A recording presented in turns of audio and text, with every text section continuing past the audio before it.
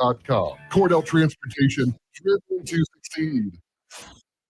You think you're ready for the NFL playoffs on ESPN? Ready for teams of destiny? Jackson looking to throw. Touchdown, Ravens. Teams of dynasty. Time will tell. Mahomes, Kelsey's got another touchdown. The NFL is ready. Are you? ESPN Wildcard Game, Monday, January 15th at 8 p.m. Eastern. And the first ESPN divisional game the weekend of January 20th and 21st. Also on ABC and ESPN+. Coming to you live from the Superbook Sports Studios in Kettering. You're listening to Dayton's ESPN Radio, 1410 Wing AM. It's the Kinner Kev Show, right here on 1410 ESPN Radio. All right, everybody, welcome in and Happy New Year. Kinner Kev Show here on 1410 ESPN Radio. Coming at you live on 1410 Wing AM. Live at 1410wingam.com. Live on Kinner Show Facebook page, live on ESPN Dayton's YouTube channel, Facebook page as well. Excited to be with all of you here today. Let me kill that echo in the background. There we go. We're off and rolling. Justin Kinner, Kev Nash. Mr. Kev Nash, welcome. What up, though? Excited for today's show. Oh, boy. We got a lot of guests today. It's about to get sticky. Well, we got a lot of guests on tonight. Coming up here in about 15 minutes, Yahoo Sports Jason Fitz. He'll jump on with us, of course. It's been a few weeks since we've had him on with our time off, of course, at the holidays and stuff. And, well, lots happened since the last time we talked with him, of course. Final week of the regular season in the National Football League. We're less than a week away from the national champion in college football. We'll slam the door on the 14 playoff and look back and look this team ahead to the 12-team playoff. And then, NFL playoffs. We'll talk about all of that with Jason. College Football Hall of Famer Keith Byars, who played in the rivalry. He knows the rivalry. He hates that team up north or TCTUN or whatever, that cheating team up north. We'll talk about what he's hearing from other Buckeyes, if you will, about this whole Michigan thing. If they win a national championship, what's the perception of former players? He's even friends with former Michigan players. So I'm excited to chat with him about that. And then Dave Biddle, 24/7 Sports Bucknuts, he'll be joining us about hour 2, I believe, later on in the show. So. Sweet. Lots of Buckeye news to talk to Dave about. Few things. But nonetheless. All right, we'll open up the show with a little news or not news. I'll throw out a topic or two to you, and we'll talk if this is a major headline or not, if it's news or not news. Kev, Kansas State transfer quarterback Will Howard taking an official visit to Ohio State here today. News or not news? Huge news. Huge. So the reason it's huge news, we saw what happened in the Cotton Bowl. And matter of fact, we saw what happened all season, even with Kyle McCord. Kyle McCord's numbers were technically great, but, the offense looked a little wonky. And the offense looked more than wonky for reasons we'll discuss with Dave Biddle later on. But to get an experienced quarterback at Ohio State is vital. And it's also vital that he's bringing some guys with him on the offensive line who potential transfers. They're going to be visiting Ohio State this weekend. So this is a huge weekend for Ohio State with some transfers for sure. It's huge for – look, right now Ohio State has no choice but to do something like this. Would this have happened let me ask you, would this have happened if the result was different in the Cotton Bowl, do you think? No, I don't think so, because we actually probably got to see a full game from Devin Brown. Kind of really depends on, Devin Brown, how he played. It's kind of like what we talked about before when I was talking about, Kenny Pickett and his injury. Didn't get to see him without Matt Canada. We didn't get to see a full game from Devin Brown, so it's kind of put you behind the 8 ball. And, judging from what Coach Day has been saying, and obviously you having a senior quarterback with 1-year eligibility coming in on a visit, he doesn't like what he saw in practice. Didn't like what he saw all season long. Doesn't think that they can win big with the current quarterback situation, so he's going out to go get another one. So, you know what, thinking back on that, I think this would have happened even if they would have won the Cotton Bowl. Yeah, I think so too, because we heard Ohio State's name being thrown out for various quarterbacks throughout. My problem is you were going to go to the portal to get a quarterback. Why are you not going out to get the best one? You are the Ohio State University. So, maybe this is a big deal. We need to have a good quarterback, and this is a very very, very good quarterback, a veteran quarterback. And we won't have to worry about heading into next year having a quarterback that has to learn how to play In fact, I saw someone tweet out earlier today. He had a combined close to just under 800 yards and 7 touchdowns combined against for one Washington, who's in the national championship game, and then of course Missouri, who Ohio State just played. So he had success against those two teams. So look, I think that he will be a great addition if he obviously ends up landing in Columbus. He is looking at some other schools as well. But my thing is, you're going into the portal to get a quarterback. Why are you not going after the names at the top of that list? Why? And I'm not saying DJ Uyagway was better or not, but it's just strange to me. It's a living in the moment type of thing. You weren't swimming in those waters before. Why are you doing it now? But at the same time, anyone can be better than right now. At least we know. I don't want to go into next season hoping that Devin Brown can get it done. Keelholes, I didn't, warm and fuzzy inside watching him. Some of it was not his fault. I get that. But at the same time, I think there's so many question marks with this team heading to next year. It'd be nice to not have to worry about the quarterback at the very least. So according to On3, Will Howard is the number 3 quarterback in the transfer portal. Dylan Available Gabriel, or coming in? Coming in. Okay. Dylan Gabriel was number 1. Obviously, he transferred from Oklahoma to Oregon. Riley Leonard transferred from Duke to Notre Dame. Will Howard, we don't know. Obviously, transferring from Kansas State, potentially going to USC, potentially coming to Ohio State. Number 4, Tom McCord, obviously left the Ohio State, goes to Syracuse. DJU from Oregon State to Florida State. KJ Jefferson was at 5. He went from Arkansas to UCF. So, those are the guys. And, obviously, Cam Ward is no longer on the list because he's going pro. So maybe fine. I thought he was lower on that list. So that's not that bad, I guess. But at the end of the day, I guess you had to wait to the bowl game. You don't want to, you want to give the guys in the locker room a chance, but you also want to give them a chance by letting them practice too. But we'll talk about that coming up later on as far as that's concerned. News or not news, you can jump in the chat section as well. Jacob Fightmaster says Ryan Day loses to Michigan again next year. It doesn't matter what quarterback they bring in. I don't know if there's a disgruntled Buckeye fan or a very confident Michigan fan right now who's been feeling themselves as of late. So you win 3 in a row, you can't do that. Yep. Oh man, how the tables have turned. Oh, don't listen to Kev. How the turntables. There. All right, how about this? Carolina Panthers owner David Tepper. Apparently, some fans look. I read my mouth. A lot of people say things to me that I don't like. But I have never once taken a drink and thrown it in someone's face because I didn't like what they said. Now I've wanted to. Oh man! Some days that Sean has called in, if he was sitting across from me, there are some days, right? There's some days he probably would have decked me in the face. Let's just be clear. But I have never done something like that. This is a billionaire owner, one of the richest people in the world. Didn't like what a Jaguars fan had to say, so he picked up his glass while the Panthers were on the road in Jacksonville this past Sunday and threw it at a Jaguars fan and then walked out of the room. This is a billionaire. The NFL, Kev, fined him $300,000 for throwing a drink out of his suite at fans this past Sunday. News or not news? Huge news. And I think it's more news that an owner did that to a sports fan. And then, obviously, we look at $300K as a lot of money because it is a lot of money. But, that's it. That's it. Because coaches and players and execs are held to a higher standard. When a GM gets into it with fans, they get fined. They get run through the coals. But an owner, this is, to be perfectly honest, this is simple assault. Technically. Yeah. We've all been to nightclubs before when we're in our younger days and things happen and everything like that. People get drinks thrown on them, maybe a fight breaks out and everything like that.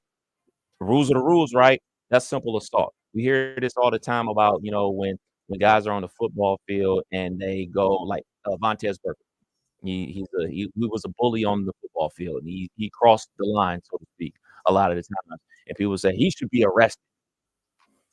Why wasn't that the rhetoric on ESPN or your favorite sports channel? That's simple assault. I don't know what the correct fine should be. Not sure if he should be suspended or even if you suspend the owner, what does that actually mean? Yeah. But something needs to be done, and I think it needs to be more than $300,000. So that's my takeaway here, because you know what you've done. $300,000, not to us, as we just joked about, but it's nothing to these owners. Even Mike Brown, who's the poorest owner in football, $300,000 isn't that much to him. I'm thinking, I'm Mike Brown. There's going to be some annoying-ass Browns fans at Paycor this week. If I'm Mike Brown and someone wakes me up in the middle of the game, I might get up. I might go dump some water on him. $300,000. Let's be clear. For half these owners, $300,000 is nothing. Half these owners have to sit back. Oh, that's it. There's a lot of fans I'd love to go dump a drink on. And if that's all it's going to cost, I'll pay $600,000 to go dump a drink on some fans. Yeah, I think it was a bad message from the league. I don't know what the power is as far as how you punish owners. You're right. You can't suspend them. Yeah. You do. Yeah, like I mean, that you would hate to see that just because their actions are going to directly affect the next head coach for them, and then it's going to affect the players. You really want it to affect the offending party. I mean, suspend them from going to games, suspend them from owners meetings, take away their vote in ownership meetings, something like that, something that directly affects them, something like that. But I mean, like you said, man, like $300,000 for somebody that's a billionaire owner, that's a drop in the bucket to him. And another thing is, I don't think any other owner out there would do something like that. Like this owner, maybe Irsay would do something like that. Maybe not, but he hasn't put a drink down in a long time. Oh, but it doesn't surprise me that it's this ownership group that's involved in something like this. I mean, you talk about how many coaches they've had over the last, 24 months. I think they're up to 4 head coaches in 24 months. You know, I think that action speaks volumes about the dysfunction of the actual organization. But the league won't. If the league goes after Irsay, you know why they're doing that, right? This is a rich white man. The league's out to get those rich white men, dude. I actually watched that. I signed up with his chest. I watched that because I finally signed up for HBO Max. They were running a deal for Christmas, like you get half price for the year. So I signed up for HBO Max, and that was like one of the first things I watched. And I watched that interview. My jaw was on the floor that they actually said. So yeah, if I ever get pulled over next time on the show, I'll be like, you know why they went after me, right? Because I'm a poor white man. That's why. People don't know what we're talking about, just search Jim Irsay. That's all. But so Brad's a Dolphins fan. So what? Go Dolphins! Dolphins owner. What up, Brad? Dolphins owner wasn't allowed to be at games or facility during his suspension a couple years ago. That's right. Temper tantrum. But what happened there? Wasn't that the situation with Tom Brady? Was that the when they were tampering with Tom Brady? If I'm not mistaken, was the tampering, or was that the punishment for coming out for the throwing games, or there was nothing that came out? I didn't think anything came out from the Brian Flores thing. Yeah. Okay. Well, yeah, Brad, I don't remember. You kind of remember that. I don't remember. But either way, so there's some precedent there that the league can at least ban the owner from the stadium, and that. It's not a big deal, but it is a big deal. So here it is. NFL suspended Miami Dolphins owner Stephen Ross and fined them $1.5 million for tampering with Tom Brady and Sean Payton. There you go. Okay. Interesting. News, not news. You can jump in the comment section, interact with Justin Kinner Show Facebook page. Head there now. Justin Kinner, Kevin Asher, here on 1410 ESPN Radio. It's the Kinner Kev Show. For just joining us. Happy New Year again. Jason Fitz, Yahoo Sports, around the corner. News or not news, Cap. So the New York Jets earlier today have made it official. They released former Pro Bowl running back Dalvin Cook, who a year ago was one of the top running backs in the National Football League. Moves on. The Vikings move on from him. Excited with the Jets. I thought that was going to be a huge addition, especially when they got Aaron Rodgers. Never really worked out. One, they had a good running game to begin with, but their running back was was banged up heading into the season. Things never really got going. He's been released. And the Cleveland Browns are rumored to be the potential landing spot for him, especially as he wants to end up with a contender. Weird saying that about the Browns, but that's the case. The Browns rumored to be the landing spot for Mr. Dalvin Cook. This is huge news. Whoever he signs with, the two biggest teams I saw out there are both from the AFC North, the Browns and the Ravens. Considering the Ravens are down to me, you were playing running back. But like if he lands up with the Browns, great fit. Lands with the Ravens, great fit. I'm not sure why it didn't work with the Jets, outside of Aaron Rodgers blowing out his Achilles and the Jets not having a good offensive line. I was the guy waving the flag for him to go to Miami. Ultimately, end up choosing the Jets, and now he's released right in time for the playoffs to help somebody out. So, and at least they did that for him. Cleveland or the Ravens? The Ravens don't have a lot of really good backs right now. They're always one of the top rushing teams in football because they have the best running quarterback in the National Football League, who's about to most likely win his second MVP, maybe first player ever to win unanimous MVP as far as that's concerned. 2 of those. But It's a different type of run game over there too. Would he get a lot of carries? I don't even know if he'd get a lot of carries in Cleveland. I don't think he'd be brought in to be the RB1. Look, Jerome Ford has not been bad as a replacement of Nick Chubb. The bottom line is you were never going to replace Nick Chubb, but you had to find a way to replace that production through a team of dudes. They've been able to do that. It's just been unbelievable, especially in the red zone, or especially at the goal line situations. He's one of their top scoring backs in the league. So you have him. Ford's been great. In fact, he's coming off the best game of the season. I thought the way he kind of hit the hole against the Jets. Now I know it's the Jets, but the Jets are one of the best defenses in the league. I think that Dalvin Cook, when he can help you, especially if they're kind of loose, they're kind of light right now with wide receivers. I think you could be a little creative with Dalvin Cook. Be a little creative with Dalvin Cook as far as him in the open field and take advantage of his explosiveness. I would like to see him in Cleveland more than Baltimore. Now you're saying, of course you would. I think that the Browns can get more out of him in that type of scheme if he's open to a role where he could be more than just a running back. But we'll see what happens as far as that's concerned. By the way, Joe Flacco's thrown for a 300-yard game.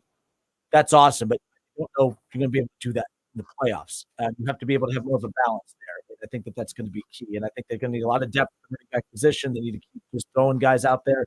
We'll see as far as that's concerned. But what about the Rams? I know Kyron Williams from Notre Dame is playing good football for them, but I don't know if they have a backup running back. Obviously, it's such a Rams move. They do this every year, right? Yeah, obviously we talk about the Browns and the AFC North here because this is where we are and this is the things that we know. But just thinking outside the box, you're looking to land somewhere to try to win a Super Bowl. Like the Rams, nobody expected them to be in this position. They are going to the playoffs this year, or even going up to Buffalo. His younger brother is starting running back for them. And you can play backup running back to his brother. A cook and cook situation. So I would look at the Bills or the Rams if we're trying to kind of think outside the box. Wild card team too. It's not a wild card team; they're a division winner, but a wild card team to look out for. I talked about how the Browns can be creative with using him. The Chiefs have a solid running game with Pacheco. But they have to get kind of creative with their pass catchers too. They don't have a lot of guys that can make plays. You'll have to resort back to high school days and play wide receiver. But even I'll waste them back there. Like, hey man, go run some routes, man. I used to do it. So they had him doing it at Florida State too. But good for him for having. Good for the. I'm glad the Jets released him, so he has options heading in to this. And he didn't get used a lot this year. Fresh body. Yeah. So, all right, Kinner Kev Show here on 1410 ESPN Radio. Let's talk about college football national championship and some NFL, more NFL with Yahoo Sports Jason Fitz. He joins us next.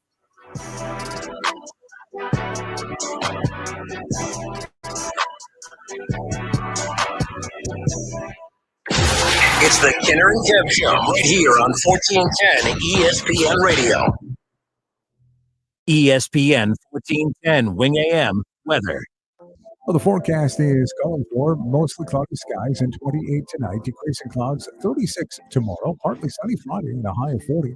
Rick Shrimp for 1410 ESPN Radio. You have empty office space to fill or home office to create. You know what you need. You know what you'd like. But you also have a pretty good idea after you've shopped around the usual places what you need and what you like might not happen. Well, then you haven't been to Charles Lyric's Warehouse Outlet. Nobody has their selection. Nobody has their discounts. And every week, there's something new. If you need office furniture, Lyric's Warehouse Outlet can sell it to you for half the price and below manufacturer's selected prices. Half price and below on hundreds of items. Selection from budget to the best. Really, desks from $50 to $5,000. Filing cabinets from $25 to $500. Before you go anywhere else, do yourself a favor and come to Lyric's Warehouse Outlet. With 25,000 square feet of selection, you're not going to go anywhere else. Lyric's Warehouse Outlet at 23 McOil Avenue, Dayton. Open Monday through Friday, 9 to 6. Lyric's, continuing the tradition. Diabetes, high blood pressure, anxiety meds, everyone's on them. If you're a 50-year-old male, maybe a bit porky, and you may even have type 2 diabetes, $1 million of term insurance may only cost you about $200 a month.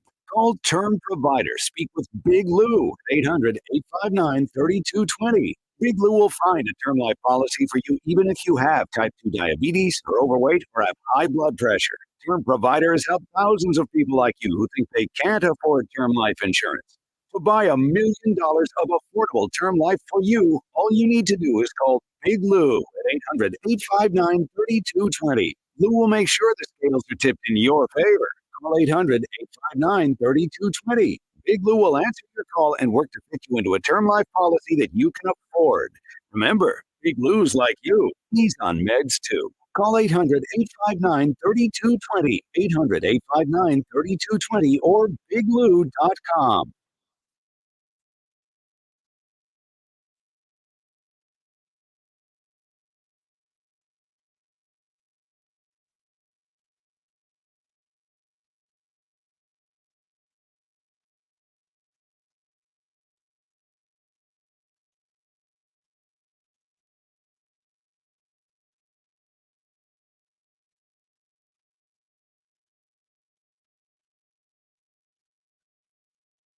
This is Keith Byars for Superbook Sports. You spend valuable time thinking about which bets to place each week. So why wouldn't you want the best company in the business to be the one who handles those bets? Superbook Sports is the most trusted name in Las Vegas, and it's now live right here in Ohio for all your sports wagering needs. Superbook has a team of dedicated odds makers behind the counter in Las Vegas, setting all the prices. We're talking about guys with decades of experience showing you why Superbook has the best odds around. And right now, you can look ahead to hockey and hoops postseason and place a bet on who you think will take home the title. So download the Superbook Sports app or visit superbook.com to wager and win today. Visit superbook.com for terms and conditions. Gambling problem? Call 1-800-589-9966. Call 1-800-589-9966. Gambling problem? Call 1-800-589-9966. Call 1-800-589-9966. Hungry for a great time, maybe some great food? Then come on down to your neighborhood Submarine House. Try our oven-toasted deli subs, our mouth-watering salads, pizzas, appetizers, and more. And wash them down with a unique selection of craft beers while watching the big game on our big screens. With locations around Dayton, in Columbus, and our newest sports bar in Kettering, never far from a Submarine House. Subs, sports, spirits, Submarine House. Have you heard? Bad Creations has moved to their new location and showroom at 8741 North Kimmel Road in Clayton. This gives you even more opportunity to see the incredible amenities and craftsmanship Bad Creation offers. With Bad Creations, you get a beautiful, modern bathroom that is safe, comfortable, and affordable. Attention first responders, veterans, and active military. Save an additional $500 off your purchase. Visit at 8741 North Kimmel Road in Clayton or online at mybathcreations.com and get a new bath today. $5,000 sign-on bonus. That's right. My friends at Cordell Transportation are now hiring experienced Class A CDL drivers with excellent work history. If that's you, apply now. Cordell Transportation offers home daily dedicated lanes, no-touch freight, and brand new equipment, plus a $5,000 sign-on bonus paid over 18 months, paid orientation, and company 401k with company match. Apply online at CordellTransportation.com. Cordell Transportation, driven to succeed. We all hear the radio ads about the IRS. They tell you to be afraid, to be scared, and they try to frighten you into calling. I'm not here to do that. Tax Relief Advocates is different. TRA is here to tell you that if you owe money to the IRS, whether it's $5,000, $50,000, or $500,000, we have a solution. It doesn't matter if you're sitting in your car, at work, or with your kids. No matter where you are, call now. 800-575-6759. Don't lose hope. TRA can eliminate or reduce what you owe to the IRS. There is zero risk to you. If we can't reduce your tax debt, then you pay nothing. Our passion is taxes and helping individuals fix their IRS problems. We have a 5-star rating on Google and Yelp and an A+ with the Better Business Bureau. You don't need to be afraid of the IRS any longer. End your tax nightmare today by visiting us online at TRA.com or call 800-575-6759. That's 800-575-6759. Tax Relief Advocates. Real solutions for real people. The Crohn's and Colitis Foundation has been at the forefront of inflammatory bowel disease research and care for over 50 years. Learn more about research, education, and support at Crohn'sColitisFoundation.org. Live and local sports talk. Don't miss the Kinner Kev Show. Weekdays at 3 p.m. right here on 1410 ESPN Radio.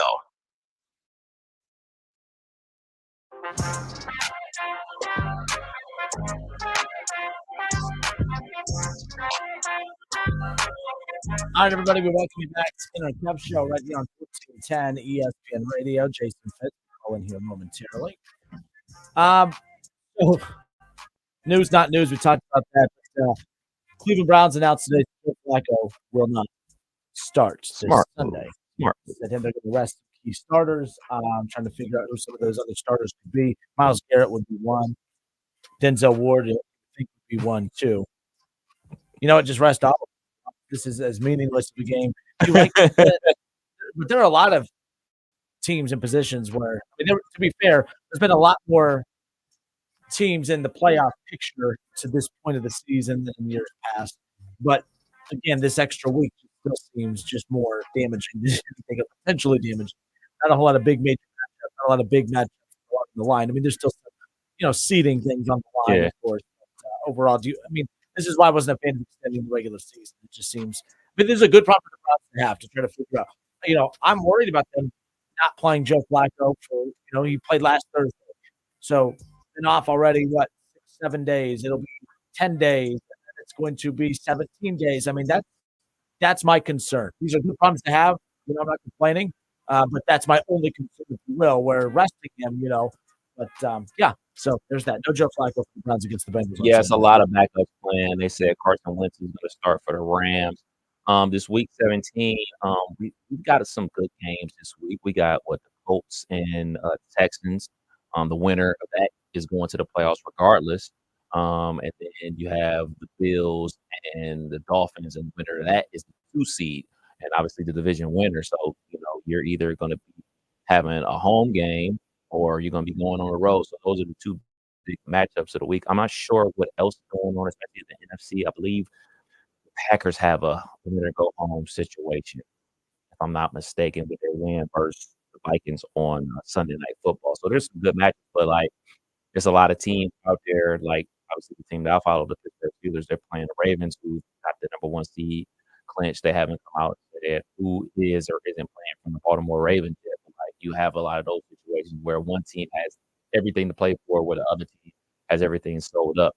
Like the Cleveland Browns, they're locked into the 5 spot. They can't go any higher. They can't go any lower. So obviously there's no reason to play any guys risking and getting banged up or anything like that. And obviously they're playing their rival in the Cincinnati Bengals, who ended last week when they lost to the Kansas City Chiefs. So it's a lot of moving parts going on. There goes my cord. But I'm here for it, because ultimately we talked about this yesterday about my beloved Pittsburgh Steelers, about them trying to sneak their way into the playoffs, and that's exactly what it would be. It would be a backdoor situation. Obviously, they have to handle their business and beat the Baltimore Ravens, but they need the Dolphins to beat the Bills. And I just don't think that's going to happen. I think that the Bills are gonna smoke the Dolphins, unfortunately. So the worst thing in the world that could happen is we end this season on a 3-game winning streak, double-digit wins, and you're watching the playoffs. And there are some of the situations, like the Bills could just outright miss the playoffs. playoffs. If they lose and certain things fall their way, they could be out too. They could be a 10-win team watching the playoffs too. I would much rather it be them than us. So the AFC coming in, we thought, man, this is going to be one hell of a division. And it has not been as good as what we thought, but we are potentially going to see maybe a double-digit winning team sitting out of the playoffs, looking up. I mean, right now, look, 1, 2, 3, 4, 5. So you have 5. So you get 7 playoff teams. 5 of the 7 playoff teams right now are sitting in double-digit wins. The Jaguars and the Colts at 4 and 7, each with 9 wins. And then you got the Texans and the Steelers with 9 wins just on the outside. I mean, that's pretty dang good as far as that's concerned. So I mean, you know what I mean. So it's kind of going to be interesting to see how that all separates as far as that's concerned. The AFC still deep. It just wasn't as good as what we thought. Does that make sense?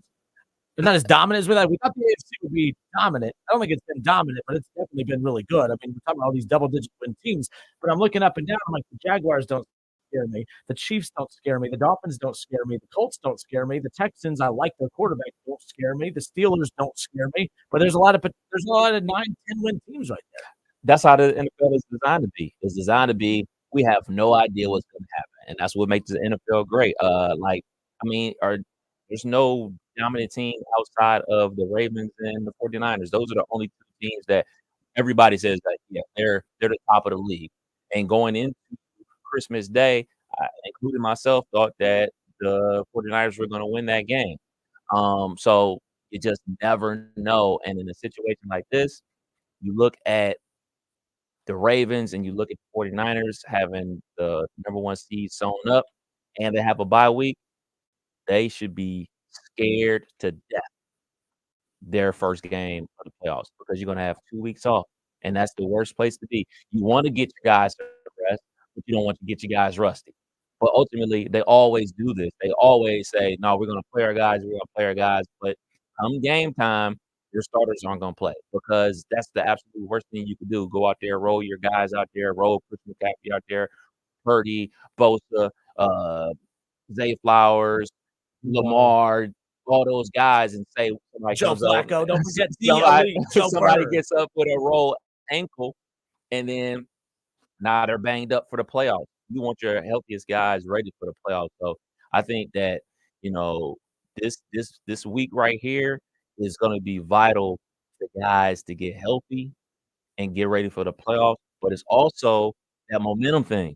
You know, I think the team that we always think about is the New York Giants. You know, they got hot at the right time. You know, the 2 times that they won the Super Bowl, they're, you know, 6 seeds going into the playoffs, and they got hot at the right time. They won the last 3 games, and then they went on to win a Super Bowl. It's kind of like, what do you want to be? You want to be healthy, or do you want to be hot?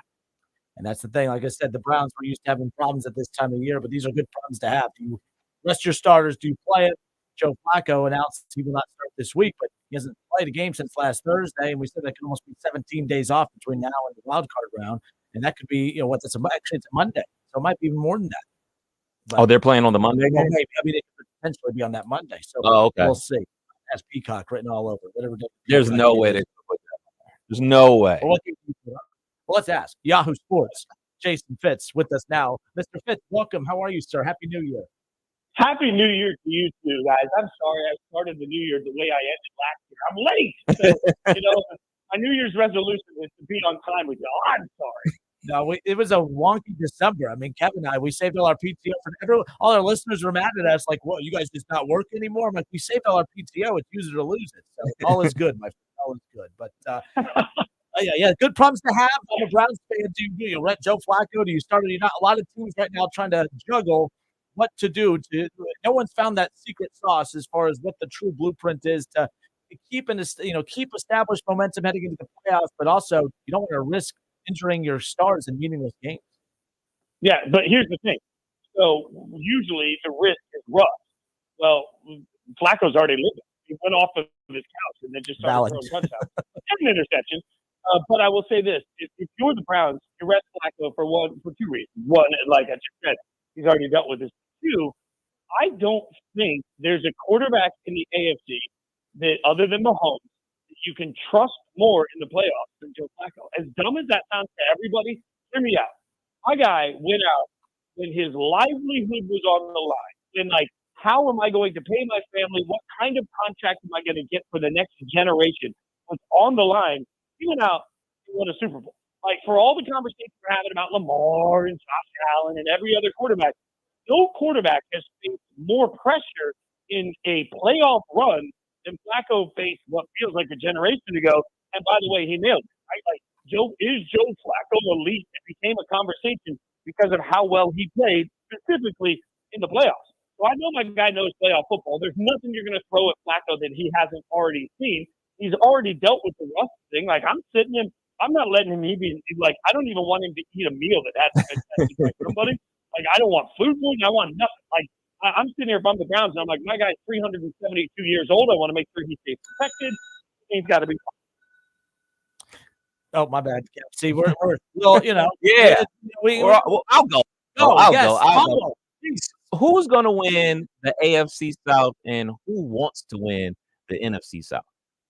Oh, those are great. Both of those are great scenarios. Look, the Jags are playing an absolute trash Titans team that has given up on everything. So, I think we have to realize that the Jags are in a pretty good situation. So, I think the Jags are going to be fine here. But this is where it gets hard. On the NFC side, it gets hard because they all the difference is on the AFC, those are all pretty good football teams. I'm not sure I want to take on if the Jags are able to actually do what the Jags should be able to do. I don't want to take them on. I think Shane Steichen deserves much more conversation for Coach of the Year this year. way that he has handled that offense. And I obviously just want them to eliminate my beloved Raiders. They're not a great football team, but they don't particularly beat themselves, right? And they get really good wide receivers that when they're healthy are tough to cover. And Houston turning around, like at least they've got all the building blocks you could possibly want, right? Yeah. So Houston looks like they're a really good team. All three of those teams, I think, could win a playoff game. I'm not saying that about Atlanta. I'm not saying that about Tampa Bay. Like, I get that Tampa Bay won 4 straight games, but are we really would you bet your house on Tampa Bay? Like, I wouldn't. So the funny thing is, I think Tampa can end up winning the South. I just don't think they're particularly good. I think the Jags end up winning the AFC side. But the funny thing is, I'd be more scared of the Texans than anybody if they got into the playoffs. Okay, the real question. My beloved Pittsburgh Steelers. They're playing the backup from the Baltimore Ravens. Well, they should be playing the backup from the Baltimore Ravens. They should be. And they're going to need the Dolphins to beat the Bills or something else wacky to happen. That's probably not going to happen with Jacksonville losing to the Titans. Do my beloved Pittsburgh Steelers sneak into the playoffs with Mason Rudolph? Yeah, I think the Bills are going to beat the Dolphins. That's the hard part about this. I think the Bills are going to beat a shell of a Dolphins team, and you're going to have the heartbreak that most fan bases are used to. Like, I'm just sitting here looking like, peel behind the curtain here. Some of my biggest bosses at Yahoo are massive Patriots fans. They have been their whole life. And one of them actually said on a call the other day, they were having a company-wide, like all the department heads were planning content. And one of the guys actually said out loud, have you ever heard of this website called Tankathon? They tell you who'd be drafted where. And I'm like, that's why I hate Patriots fans. Like, the fact that you didn't even know Tankathon existed, and that's where I start living by mid-October. Y'all suck, right? Like, so I look at the Steelers and I look at this and say, look, for years you've been kissed by a rose. I understand it. I don't believe that Mason Rudolph is truly the answer, although I think he's played much better than people want to give him credit for. I think Tomlin, yet again, has done a really nice job. The fact that they've figured out how to run the football has been good. Like, all of these things, I just think the problem is you're going to have a shell of the Dolphins defense, truly, a shell of the Dolphins defense. The loss of Chubb is big. Xavier Howard going down in the last game, also big. You're going to have a shell of the Dolphins on offense. No Jalen Waddle coming into this thing. Tua's got a bum shoulder. If I'm the Dolphins, I'm actually looking around saying, man, do I want to risk it for my quarterback? I don't know. I understand that home field means so much. You're going to be playing next weekend no matter what, and more important than home field is actually winning a game. So the Dolphins are going to have to be very cautious in this. The Bills have absolutely everything on the line, win, and you get the 2 seed, lose, and you're out altogether possibly. So, like, I think that the Bills are going to win that football game, which is going to destroy your hopes. Go Titans. Will Levis, about 2 months ago, everybody was happy that you were out here throwing 5 touchdowns. I think he's thrown like 3 touchdowns since that game. Just one more, baby. Just one more. Give me one game.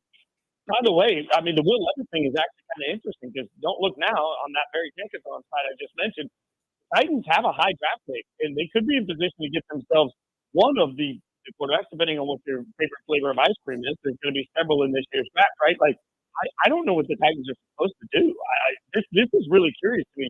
Do they stick with Will Levis, who has played well enough at times, and pass on one, probably the 4th best quarterback? Are they going to pass on Michael Penix Jr., for example? Or do they take the quarterback and just sort of reinvent the position yet again? I think it's one of the most interesting stories of the draft already. We have Jason Fitz, Yahoo Sports, with us here at the Kinner Kev Show, 1410 ESPN Radio, the AFC playoff picture. Of course, we spent a lot of time on that today, but it is wild. Outside of the Ravens, we'll have that first round bye. It's, 5, 6, and 7 all seem to be the hotter teams heading in than their potential opponents in 2, 3, and 4. I know the Chiefs just beat the Bengals, but it wasn't the Joe Burrow-led Cincinnati Bengals, but they desperately needed a win, and they got it, and they were able to, hold on, for that win. But right now, I'm looking at Cleveland. I like Cleveland over Jacksonville. I like Buffalo over Miami, whether it's in Miami or Buffalo. And as far as the Colts and Kansas City are concerned, I like Kansas City. I'm always amazed at how big the lines are for Kansas City. They're a team that's struggling to score the football, but they are amazingly continuously, more about 4 or 5 point favorites almost every week. It's astonishing to me. But yeah, the 5, 6, and 7 teams I really like over 2, 3, and 4, depending on how this playoff picture finalizes after this weekend.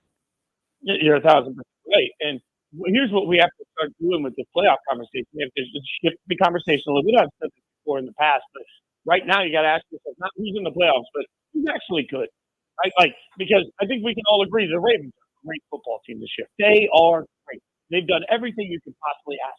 The Dolphins, I can yab up the hell out of whatever the Dolphins put on the field this year. They can't beat anybody that's good. They can only score in spurts. They can't seem to find ways to win certain games. Like, you can do that all day long.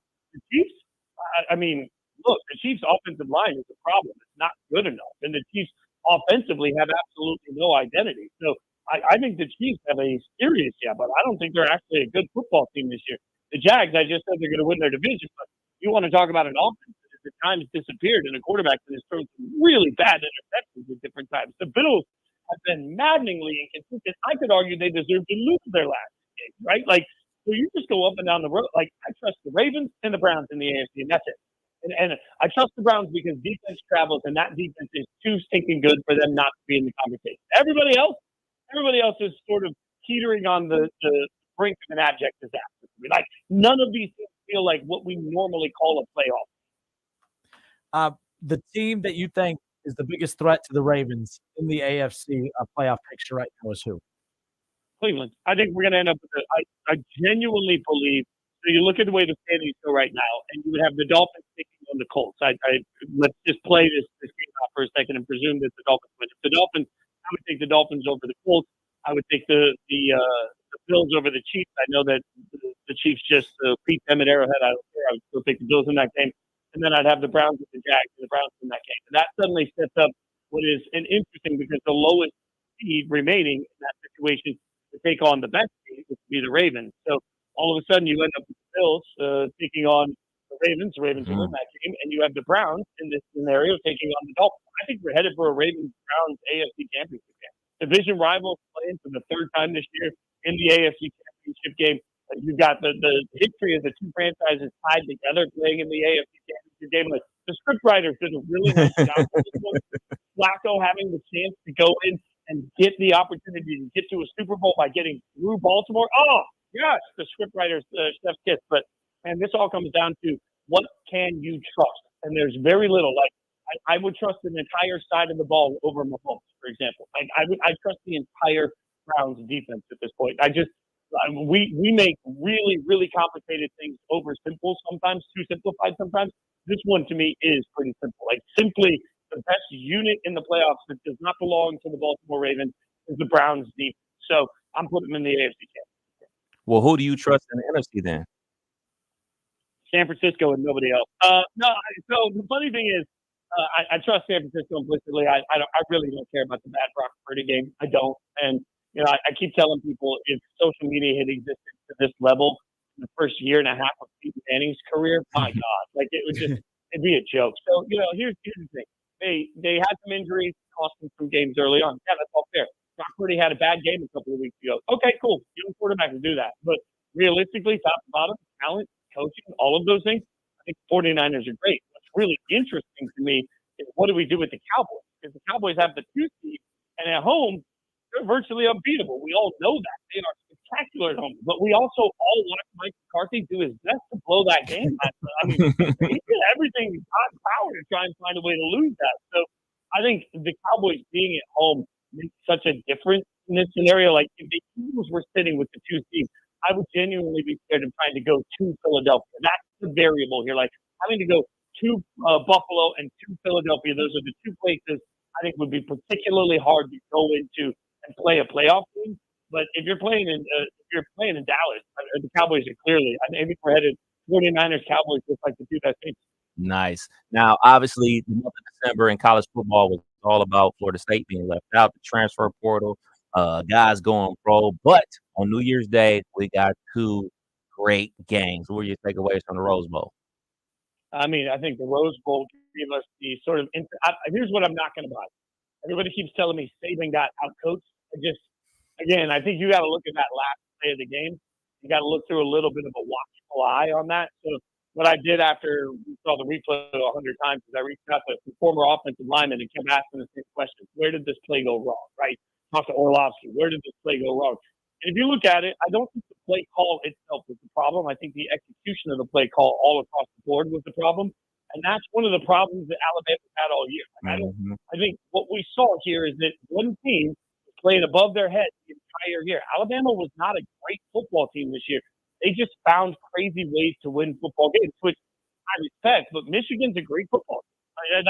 That's different. Michigan's defensive line was living in the backfield the whole time. Michigan was doing exactly what I thought Georgia would do. Michigan was actually accomplishing it against Alabama. So I thought that was pretty incredible by them. I got to give Michigan a ton of flowers in this process. Like they beat Alabama handily, and I think squarely, I should say. And everybody keeps trying to make it about Alabama choking. I think a little bit of it was execution, and a lot of it was just Michigan's better top to bottom. Yeah, those stunts they were causing at the offensive line, they were just confused. And Milroe is not a great drop back passer. They finally started going QB run to try to open things up, but then ultimately, when Michigan needed a drive, McCarthy and the offense went down there and got it, and then they got the stop in overtime. Yeah, and you got to look at some of that and say, hey, there's a level of Michigan played a lot of football together. They are, as much as the Harbaugh stuff of it's almost an unfair advantage. I just wanted to slap him in the face. Despite that unfair advantage, I think you do have to look at the fact that Michigan's played a lot of galvanized football this year, right? Like they're a group of guys that I do believe in the power of belief, right? When you start talking about these things. So it felt like in that moment, Michigan was like, yep, we're good. Like handing off the ball twice to Blake Corum in overtime and suddenly, bam, you're ahead. Like that spoke to how well Michigan was playing and how tight I think Alabama was at times. And then the nightcap, Texas, Washington, Michael Penix Jr.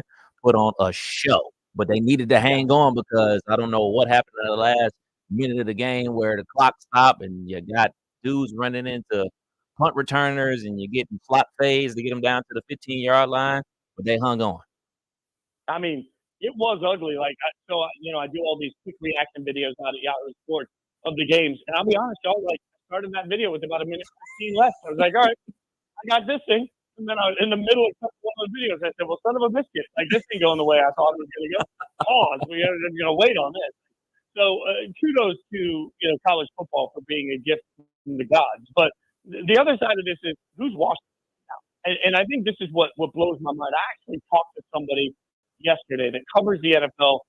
I was asking about Penix Jr. for the draft, and it blew my mind that somebody that covers the league said, first time I saw him was Saturday night, Monday night, whatever night that was. Oh, yeah, it was New Year's night.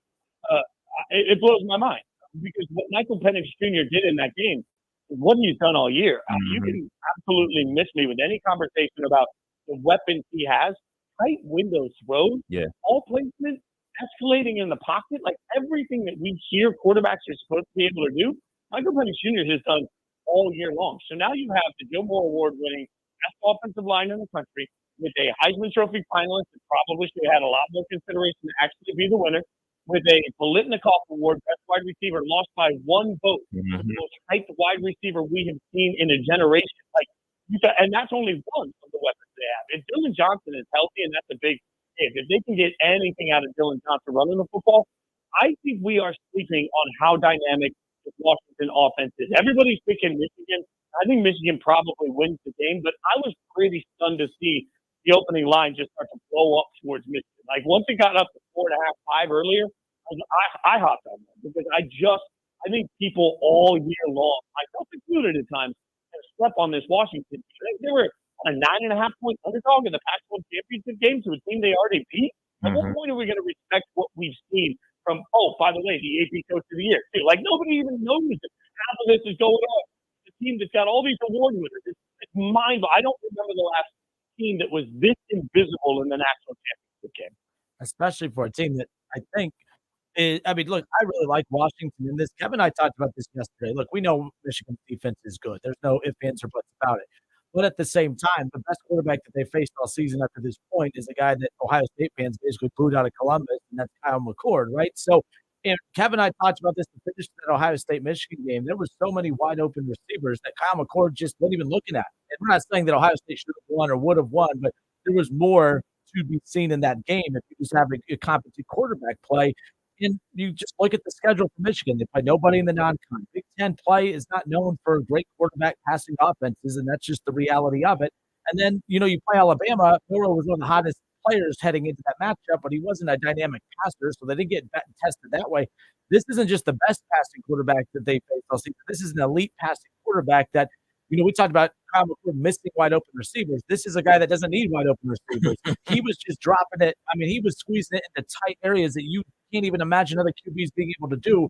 I like Washington in this. I like what their offense can do, and I think that Michigan's defense, they haven't faced anything like this. I think that Washington has a very, very good shot on Monday. Yeah, and think about what we heard from Sarkisian after the game when he said, man, a lot of that was really good coverage. We had guys in the right place. They just couldn't make the plays. And he said it very clearly. That's a credit to Washington. It is, but like Rome Odunze, one of the catches, I was just stunned. Rome didn't even have to lift his hand out. Like he looked over and it's like against tight coverage where everybody's in the exact right spot. That's what Penix is doing so well right now. It's also referenced the fact that there were several times they thought they had him, and he's slippery in the pocket. This isn't a revelation. That's, I think, the frustrating thing to me is so many people now are turning around and saying, well, after that performance, maybe we should be valuing Penix Jr. more in the draft. It's like, okay, follow-up question for the crowd. What did he do in that performance that he didn't do in the Pac-12 all year? It's just people want to talk about the lack of defenses in the Pac-12. That doesn't change the fact that the throws are incredible. They're incredibly accurate. The ball always looks funny coming out of the hand of a left-handed quarterback. To me, I'm that guy. But, man, where the ball ends up is absolutely untouchable for him. And you're right. Ford had those throws out there to beat. Like, Michigan could have been beaten in that game. They just the better execution by them. So, congratulations. I think that's part of why Kyle McCord is not only not playing for Ohio State next year, he's barely playing for a college football player. I liken this Washington Michigan game to USC Oklahoma back in the national championship game back in 05. Like that's what I think is going to happen. I think you have the physical team, just like Oklahoma with their running game. They had Adrian Peterson, they had Blake Corum, but USC, they had Reggie White and they had Matt Leinart and they had all their wide receivers. I think that's the outcome of this game. And people that don't remember the score of that game, double nickel to 19. I mean, that's the interesting thing is that what we want to do every time we see these things is we want to presume that, we're big and we're physical. We dominate both lines of scrimmage. Like, that's what everybody talks about. That works sometimes. I don't think that works against this particular Washington team because, to your point, not only are all those weapons very similar, but again, I can't say this loud enough. Joe Moore Award is voted on by fat guys. Like, it is higher offensive line. Like, fat guys are looking at fat guys, telling us who the best fat guys are. And the fat guys looked at the fat guys and told us the best fat guys in the country are in Washington. So, if you go, even just quickly go back and watch the Alabama game, the stunts were defeating communication in the middle, and the captains were slow to get out of their sets over and over and over again against Michigan. I just don't think that's going to happen with Washington. Their offensive line deserves so much credit for how, the fat guys are going to eat this one. And that I think that has to be a huge part of how we analyze this game moving forward. I think that's the key because if that offensive line even remotely holds up, that defensive secondary for Michigan's not going to be able to handle this fight. All right, Jason Fitz, Yahoo Sports, awesome enough to give us some time like he does each and every week. Again, Happy New Year. Send us out with this, Jason, because we're getting a lot of this. We're just a bunch of hating Buckeye fans here, but you are a neutral party in this. Michigan, if they hoist that national championship trophy next Monday night, today, by the way, you had J.J. McCarthy come out, basically just admit that they knew that they were sign stealing. He said that, Ohio State was doing it in 2020, when they didn't play. So, there's a lot of weird stuff coming out of his mouth. I feel like they're playing with house money. J.J. McCarthy knows I'm not going to be here next year. Harbaugh knows he's not going to be here next year. It just seems like they're just taunting everyone. Heck, you even had the Stallions sitting behind the Michigan bench, at the Rose Bowl. They're basically just flaunting it. They don't care. If they win on Monday night, Jason, is there an asterisk next to this championship if they hoist it up on Monday night? Yeah, absolutely. It's not even close. And, part of the reason that there's an asterisk is because it already exists no matter what. And think about this.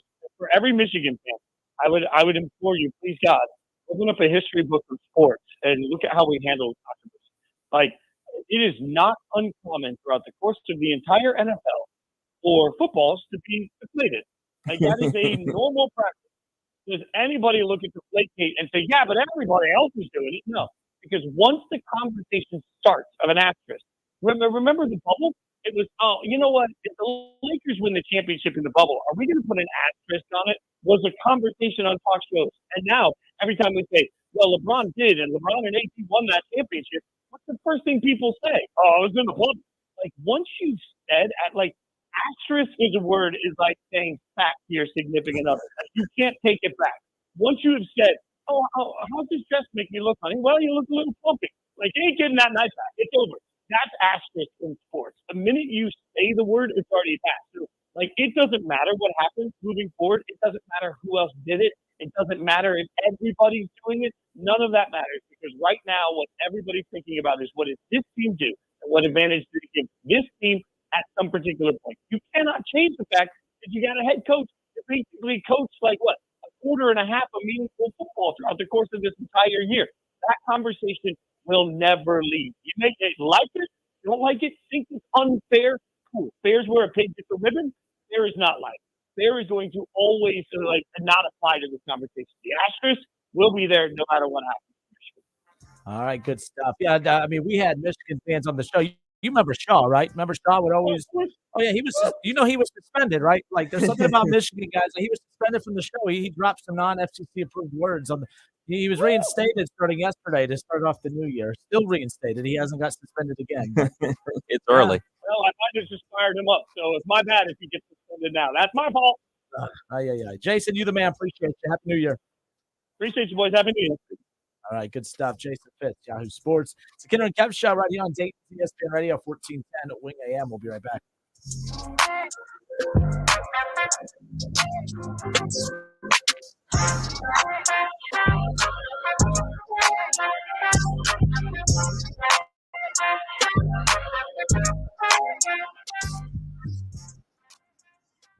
It's the Kinner and Kev Show right here on 1410 ESPN Radio.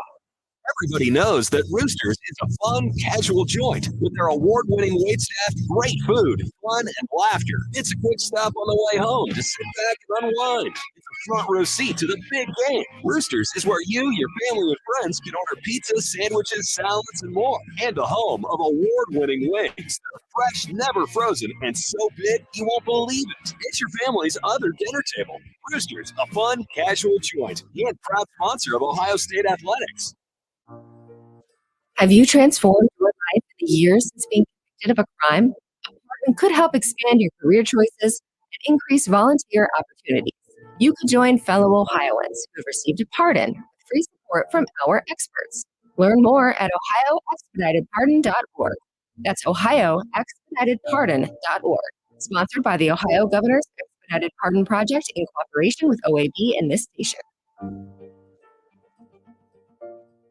What's holding you back from learning the language you've always wanted to know? Too hard. Takes too long. Not with Babbel.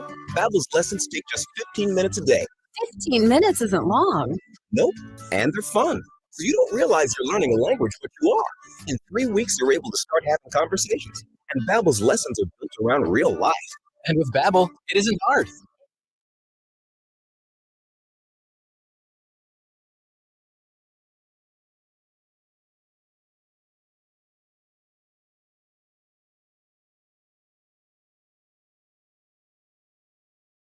Blown-in insulation when you buy 30 or more. And there's more. Save 10% on select OSB sheathing when you buy 68 or more. Visit us in-store or online for low prices on the materials you need.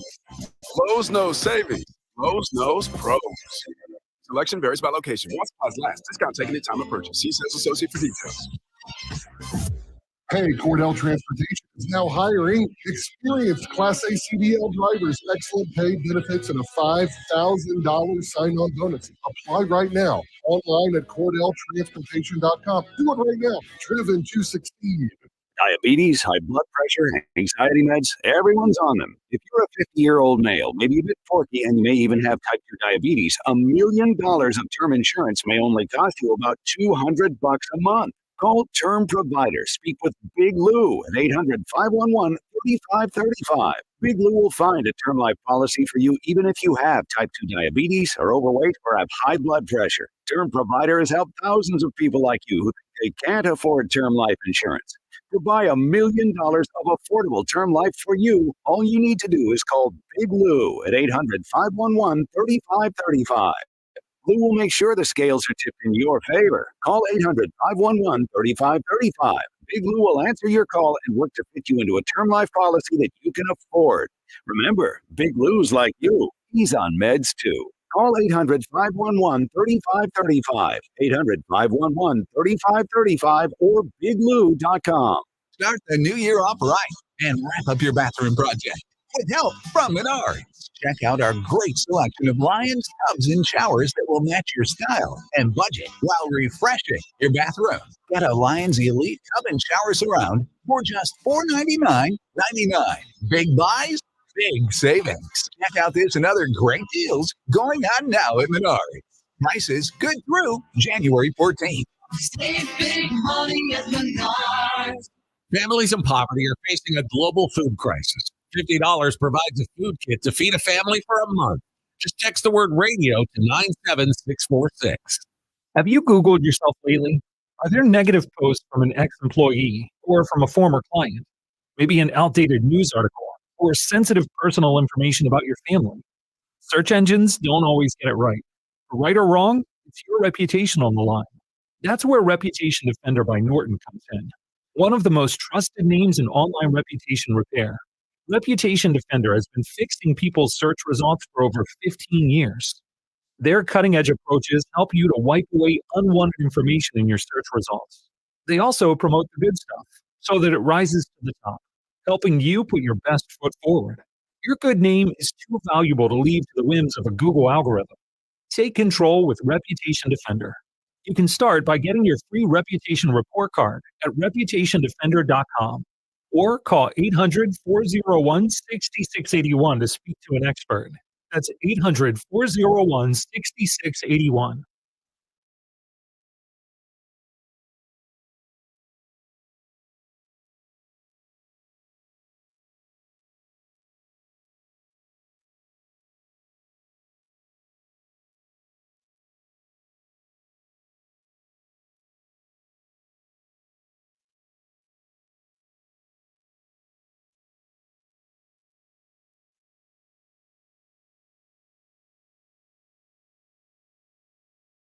Looking for sweet heat that's hard to beat? Head to Lee's Famous Recipe Chicken and try the Hot Honey Chicken Sandwich. Here for a limited time. This all-new sandwich features our famous hand-breaded, pressure-cooked chicken breast covered in Mike's Hot Honey on a brioche bun. It's the chicken sandwich made sweeter and spicier. Discover the craveable flavor that can only happen when Mike's Hot Honey meets Lee's Famous Recipe Chicken. Pick up an irresistible Hot Honey Chicken Sandwich today. Only at Lee's, famous for chicken. A girl in Kenya dreams of becoming a doctor. An elder in Guatemala dreams of being part of a community. Reach out and change their world, and it will change your own. Unbound.org. Coming to you live from the Superbook Sports Studios in Kettering. You're listening to Dayton's ESPN Radio, 1410 Wing AM.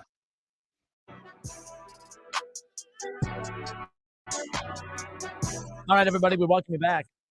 The Kinner Kev Show right here on 1410 ESPN Radio. We'll get back to your calls here just around the corner. Kev popped out for a few, but every Monday, the Byars radio show presented by Lee's Famous Recipe Chicken. That's where you can catch the show every Monday at noon. But the holiday that falls on the Monday, the show is moved to Wednesday. Keith Byars live in studio with us today after doing his show earlier today. Be welcome. Happy New Year. Hey, Happy New Year to you, fellas. Oh, look, we talked. I guess we did the show on Sunday, so we kind of touched base a little bit before the college football playoff matchups and stuff. Yeah, they haven't had a chance to listen. Yeah, They were busy this week. The national championship is set. We got Washington. We got TCTUA. That shooting team up north. Yeah, I love it.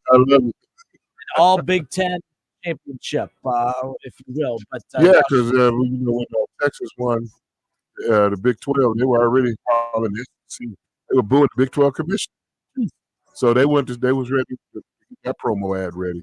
All SEC finals. So you said it correctly, Big 10 finals. So we'll start with the Michigan-Alabama game, of course. And I was texting you during the game. I was like, man, Michigan fans just had me so ticked off during that entire game that I was really pulling for Alabama. I was Roll Tide. I was a big Nick Saban fan. I was like, let's go Roll Tide. Come on. But both games, so I'm excited for this championship game, Keith, because in the history of the college football playoff, they've never had 3 complete games of the playoff that all came down to a possession. Everyone has had a blowout. Every single season there's been a blowout. Last year, 2 good semifinal matchups, the national championship done, 2 good semifinals this year. Hopefully, and I anticipate a good national championship between Washington and Michigan. But Michigan, even though they trailed with about 3 minutes to go in regulation, they forced overtime and come out in OT over Alabama. Yeah, that shows some guts and some some guile and leadership to do that. But I think this Michigan team is the old Michigan team by college football standards. They have a lot of 4 or 5 year guys in their rotation because they're not like Ohio State just talent wise where we have guys going to be opting out and turning pro after 3 years more often than not. So you can only do that, unless you're really, really talented. But Michigan is stout up front, and because they made a lot of they played far from a perfect game. I was like, where's that when they play against Ohio State? Missing the ball twice. J.J. McCarthy's going to make some ill-advised throws that he made against us. He just didn't pick them off. But they got it done. And I've been watching, college football all season like I do every year. But you and I talked over the course of the season. And actually, especially by the time we got to October, we couldn't identify that, clearly 1 or 2 to 3 teams that are just playing lights out better than everyone. And we're like, man, this is wide open. And we hadn't even gotten to Halloween. Certainly by the time we got to week 11 and 12, we was like, it's still kind of open. It's about 6 or 7 teams that can win this thing. And then when the college football selection committee came out, Florida State was upset. They were left out. They had already lost the top 2 quarterbacks. But it was a good, healthy debate about who deserved to be in the college football playoffs. And so once they got to the final 4 teams, it was really wide open on Monday night when we were watching the game. So it was like, so is this where we headed in college football in the future, where every year we can, we spread out to 12 teams, but even at 12 is too many. But I think 7 or 8 teams, in the future, if this is where we're headed, to win a national championship. I mean, if we had the college football playoffs this year, I think we probably would get the same 4 teams that eventually played for the title this year. Who knows? Maybe Cal McCord gets another look. We'll see. But I think in the future, as far as the playoff, it's going to be some 4 and 5 seeds win a national championship as opposed to the 1 or 2 seed who win it. Well, and that's what's crazy about that too is we've talked, I think, before your show earlier today. When you look at the landscape, there hasn't been many playoffs where any team that was left out you felt could win the national championship. That was the case this year. I felt Georgia, Ohio State, they had deficiencies, but they could do it. Sure. Florida State, I'm going to say no without George Travis, but with George Travis, I think that they were a contender as well. There were a lot of teams. I still think even Oregon with the 2 losses, although they did lose to Washington twice, but Heisman contending quarterback. Maybe somebody knocks Washington off, they don't play them. So I think that there were multiple national championship contenders outside of the 4 championship contenders in the playoff. And there's been years where even of the 4, not every year there's 4 playoff contenders. There's some Notre Dame teams bad that were like, there's no way they're winning the national title. Cincinnati, we knew they were going to. TCU, to their credit, got the championship. All right, but I don't think anyone looked at them and said they're going to even get to the championship or win it. There'll be some of those upsets from time to time, but yeah, I think that the depth in college football this year is what made this year so fun and what's going to make next year's playoffs so rewarding as well. Yeah, and what next year was going to maybe help Ryan Day is that with the expansion, now the standards change. Yeah. Imagine when your team's not in the playoffs. You're not top 12 in the country? Wow, y'all had a really bad year. How many games did y'all lose? 5, 6, 4? Who did you lose to? You didn't make you were not even top 12. So, you go back to last year for a quick second off topic. But if when Deion Sanders went to Colorado, I said, I think Deion will probably be there 3 years, maybe, unless he goes somewhere else. And I said, in 3 years, I think he can have that Colorado team. I know they only won 1 game, but the right recruiting and the right transfer portal, it could be a playoff team in 3 years by his 3rd year. I don't know if that's gonna come true or not, but now Colorado's going to the Big 12. You know, proper scheduling, you should be able to win and you get the right talent. I mean, like Ohio State. If Ohio State doesn't win 10 games next year, they had a bad year. And I think 10-2 probably gonna be good enough to make the playoffs. With a 12-team playoff, are you gonna have 11 teams or 12 teams with 1 loss or less? I don't think so. So those 8 through 12 picks will probably have 1 to 2 losses more often. Those last 4 picks are gonna have 2, maybe 3 losses. There's gonna be the 12th seed, in the playoffs, especially if they have quality losses. A 3-loss team can make the playoffs and get the nature of the health and the momentum of your team. I could see that happening. My freshman year at Ohio State, we went 9-3, and at one point in the season, we were at 1-3, and they were talking about firing everybody. And we won the last 8 games of the season, including the bowl game.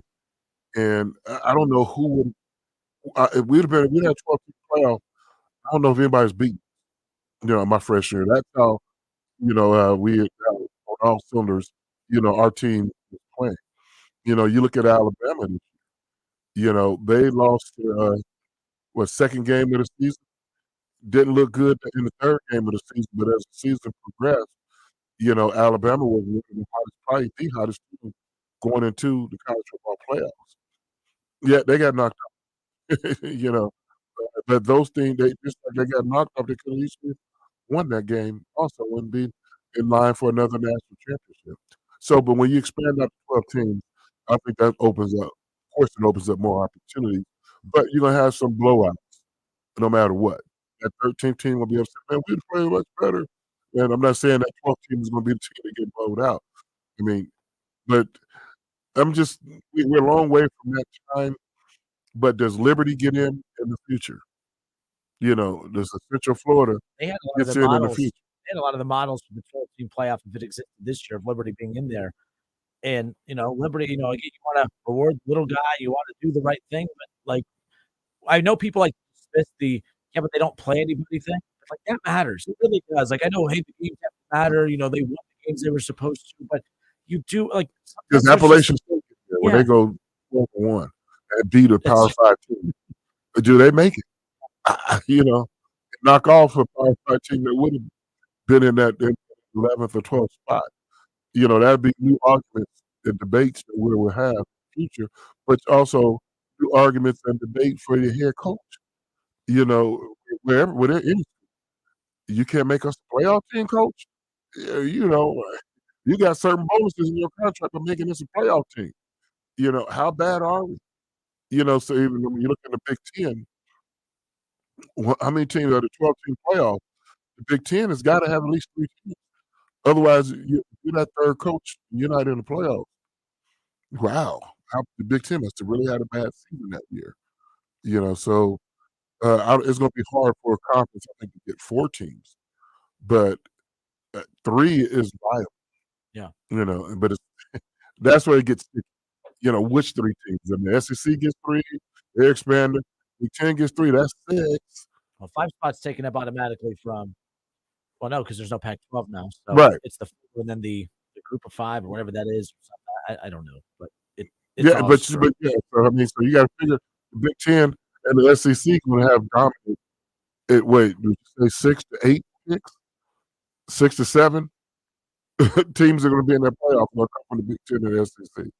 Notre Dame is going to be independent. They're going to have to be. They're going to align with someone eventually. There's a 12-0 Notre Dame team. I think they make the playoffs at 12-0, but what about 11-1 Notre Dame team? Do they make the playoffs? A 10-2 Notre Dame team, but they definitely don't make the playoffs. I think they get outed. Last thing, before we let you go, College Football Hall of Famer Keith Byars with us here. Michigan, they win the national championship championship on Monday, if they win that national championship on Monday, you're a former Buckeye. I'm a Buckeye fan, so we're just automatically qualified as haters, right? Like anything we say is just dismissed by Michigan fans, right? But how should that, assuming they win, and I don't want to assume I think Washington and Michael Penix Jr. is really, really good. It's a very good team on both sides of the ball. Everyone's talking about Michigan. They're the most talked about story all year. But if they win that national championship, is there an asterisk? Are we just hating? I mean, how would that championship be perceived if they pull it off next Sunday night? It comes with that. Being in the playoffs comes with an asterisk. Winning the Big Ten came with an asterisk. And Michigan knew that from the very beginning when they weren't forthright with all the information. You know, because if Jim Tressel has to lose his job over some tattoos, like, come on. I said it back in October. I stand by it today. You know, I know the NCAA, they move slowly. But how does this end at the end of the day for Michigan? I think it should end in Jim Harbaugh being the ex-coach of Michigan, just like Tressel, because we still needed some more Tressel at Ohio State. And, you know, I think Tressel could probably just now be retired if that did not happen. And so it's time for Jim Harbaugh to go, and it's time for a whole lot of sanctions on Michigan. Otherwise, you're telling me just you're okay, NCAA, you're okay with the Big Ten suspending this guy for 3 hours for 3 games, the last 3 games of the season, not including the conference championship. That's all the penalty is for cheating? Then what's to deter anybody else from cheating? Yep. Because they certainly cheated. You have J.J. McCarthy coming out today. So where everybody cheats, stop. That's like saying, Mr. Officer, why'd you pull me over? Everybody out here speeding. Yeah, but you're speeding. Don't worry about him. You're going above the speed limit. So I must write your ticket. So that's what Michigan is saying. We're not doing. Stop it. You're wrong. And there's got to be a price to pay. And the price is not 3 games, regular season, where you can still be prepared with the team. You just can't show up on game day. There's 3 games suspension should be. We don't want to see you in the vicinity. And so the NCAA has to punish Jim Harbaugh. And money alone is not going to get it done. We're just going to fine him. No, it has to end his job. Because you're talking about the integrity of the university, of the football, and everything else. You have to go. I mean, you saw what happened with the Harvard president and all other college, you know, if they're attacking college presidents, you know, in this discussion about, you know, plagiarism and all this stuff, it has to trickle down to the locker rooms. You know, so Michigan is an academic institution, last I checked. So Harbaugh has to go when all the things out. When all the stories show, he's going to have to be told in this asterisk. So even though if they win the game, it's going to have an asterisk. If they win the game, they may be forfeiting that trophy anyway in a couple of months. You know, even though they won the Big Ten, it still come with an asterisk. You know, Iowa may, you know, on paper, declared the Big Ten champion, you know, this past year on paper. So the thing about that that's annoying too, and we're wrapping up here, but Jim Harbaugh, so you're right about all that, but like he's going to the NFL most likely. Correct. So you're right. The NCAA, this is why the NCAA dropped the ball in this. You should have made an example of him, and now he's making a mockery of you. You had a chance to make an example of him, and now he's making a mockery of you because he's basically putting 2 middle fingers up on the way out to get a lot of money to coach in the NFL. Sure. And now you've got McCarthy running his mouth because he knows he has one more college left, so he's not going to face the ramifications. This Coach Moore most likely get the head coach of Michigan. If I'm him, I don't take that job because you're going to eat all the dirt that was piled on you. Because, and to be fair, he deserves it too because he's supporting all this mess at the same time. Yeah, but it's an opportunity. You got to take that. J.J. McCarthy says, I don't want to say it's a crazy number, but I'd say a good number, 80% of teams in college football steal signs. It's just the thing about football. It's been around for years. We actually had to adapt because in 2020 and 19, Ohio State was stealing our signs, which is legal. We had to get up to their level, and we had to make an even playing field. He wasn't even on the team then. They didn't even, I don't know what he's talking about. They didn't play in 2020. Like they're mocking everyone. Oh, it is for sure. That's go Washington. Go Michael Penix Jr. That team up north. Keith Byars, College Football Hall of Fame. Thank you, sir. Thank you. Thanks for having me on. Have a great show. All right, more of the Kinner Kev Show when we come back.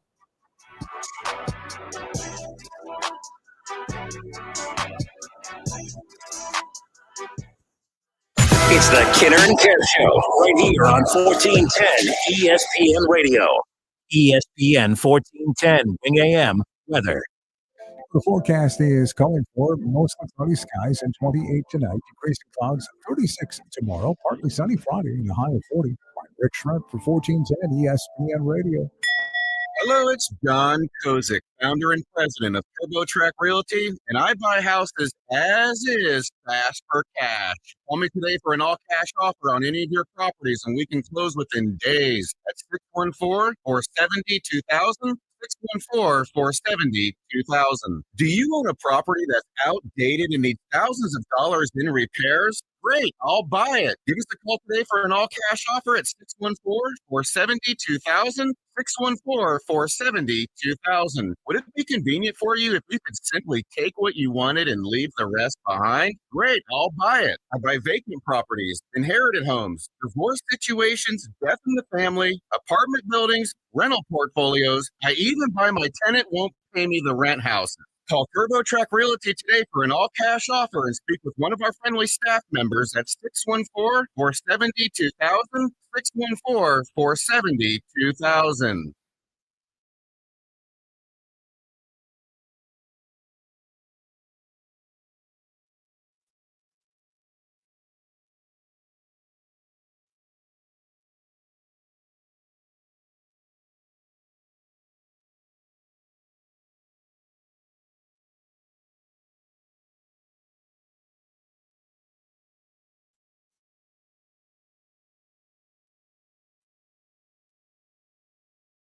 Hungry for a great time, maybe some great food? Then come on down to your neighborhood Submarine House. Try our oven-toasted deli subs, our mouth-watering salads, pizzas, appetizers, and more. And wash them down with a unique selection of craft beers while watching the big game on our big screens. With locations around Dayton, in Columbus, and our newest sports bar in Kettering, never far from a Submarine House. Subs, sports, spirit, Submarine House. By now, you should know Audio Etc. has all the same sales and deals on TVs and projectors as everyone else. Did you know we also have some of the world's best hi-fi? Hi, this is Kirby from Audio Etc. And we do have some of the best home theater, high-fidelity gear on the planet. Not only do we have your favorite brands like Clip speakers and SVS subwoofers, audiophile greats from Byars and Wilkins, Kef, NAD, Marantz, Cambridge, Mark Levinson, and plenty of vinyl and tube gear, plus exotics you only see in the magazines. Stop by today and visit Audio Etc.'s crazy cool showroom and see and audition the best audio and video has to offer. While you're in, check out our huge selection of pre-owned vintage gear, a great way to afford great gear otherwise out of reach, or revisit old classics. Audio Etc. Sound advice you can trust. Audio Etc. 551 Congress Park Drive at the corner of Paragon in Centerville, or call 434-9770. Audio Etc.'s crazy cool showroom. How was your trip to Menards? Awesome. The Menards bag sale is back. Oh, what's the bag sale? You grab a bag and save 15% on everything you can fit in the bag. I got a new cordless drill, LED bulbs to help with the electric bill, stocked up on toothpaste, always need batteries, and paint for the mudroom, plus all my favorite snacks. Where are you going? Menards, we're out of cleaning supplies. Hurry in. Grab a bag in store now through January 14. Get 15% off everything you can fit in the bag. See store for complete details. We're for Washington. We love Febrez's new scent. Refresh and energize. So much we made a song about it. I can't escape this feeling inside. Refresh and energize. It's a mood, it's a vibe. Breathing for the first time. So free, so alive. Breathe happy for free. Smells like paradise. Breathe happy for free. La, la, la, la, la. Don't miss out on limited time appliance deals during the closeout event at Lowe's. For a limited time, get up to 35% off select major appliances. Plus, get an additional 20% off in-store clearance appliances. Hurry, these deals are too good to last long. Shop in-store or online today because Lowe's knows deals. Lowe's knows home improvement. Valid 12/28/23 through 1/3/24. Selection varies by location. While supplies last. See Lowe's.com for details. $5,000 sign-on bonus. That's right. My friends at Cordell Transportation are now hiring experienced Class A CDL drivers with excellent work history. If that's you, apply now. Cordell Transportation offers home daily dedicated lanes, no-touch freight, and brand new equipment, plus a $5,000 sign-on bonus paid over 18 months, paid orientation, and company 401k with company match. Apply online at CordellTransportation.com. Cordell Transportation, driven to succeed. A girl in Kenya dreams of becoming a doctor. An elder in Guatemala dreams of being part of a community. Reach out and change their world, and it will change your own. Unbound.org. All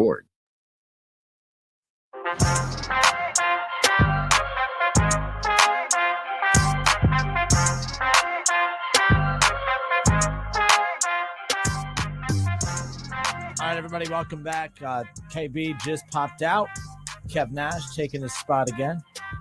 We're gonna be joined Keith. We're gonna be joined by Dave Biddle coming up.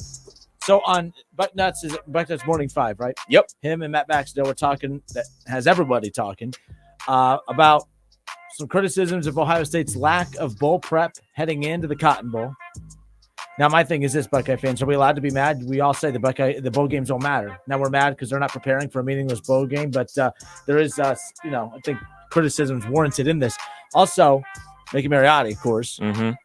Apparently, Dave Biddle on Morning 5 was talking about he's being told that Ryan Day had told him to back off the guys a little bit.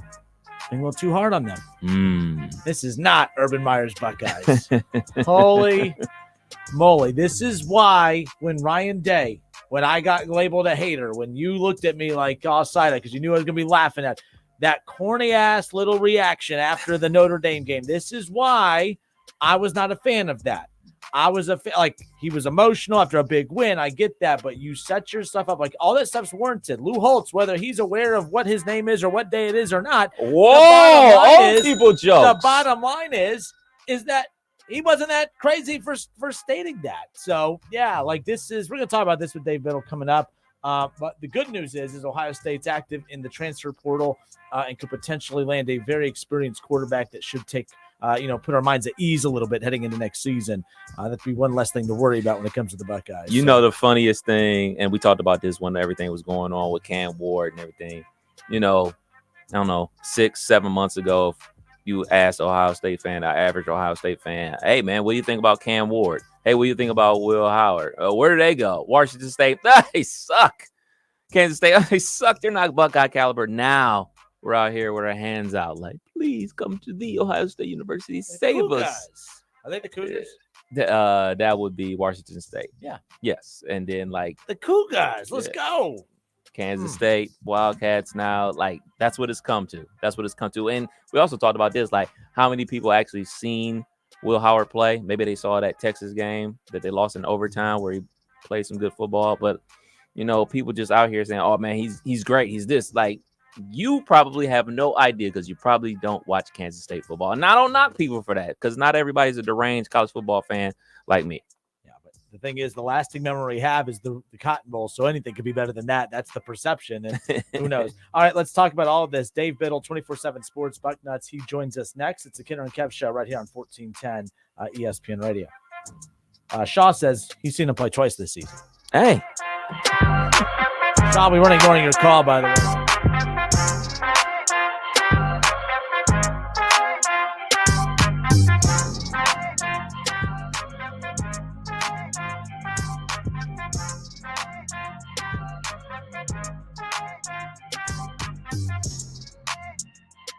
It's the Kinner and Kev Show right here on 1410 ESPN Radio.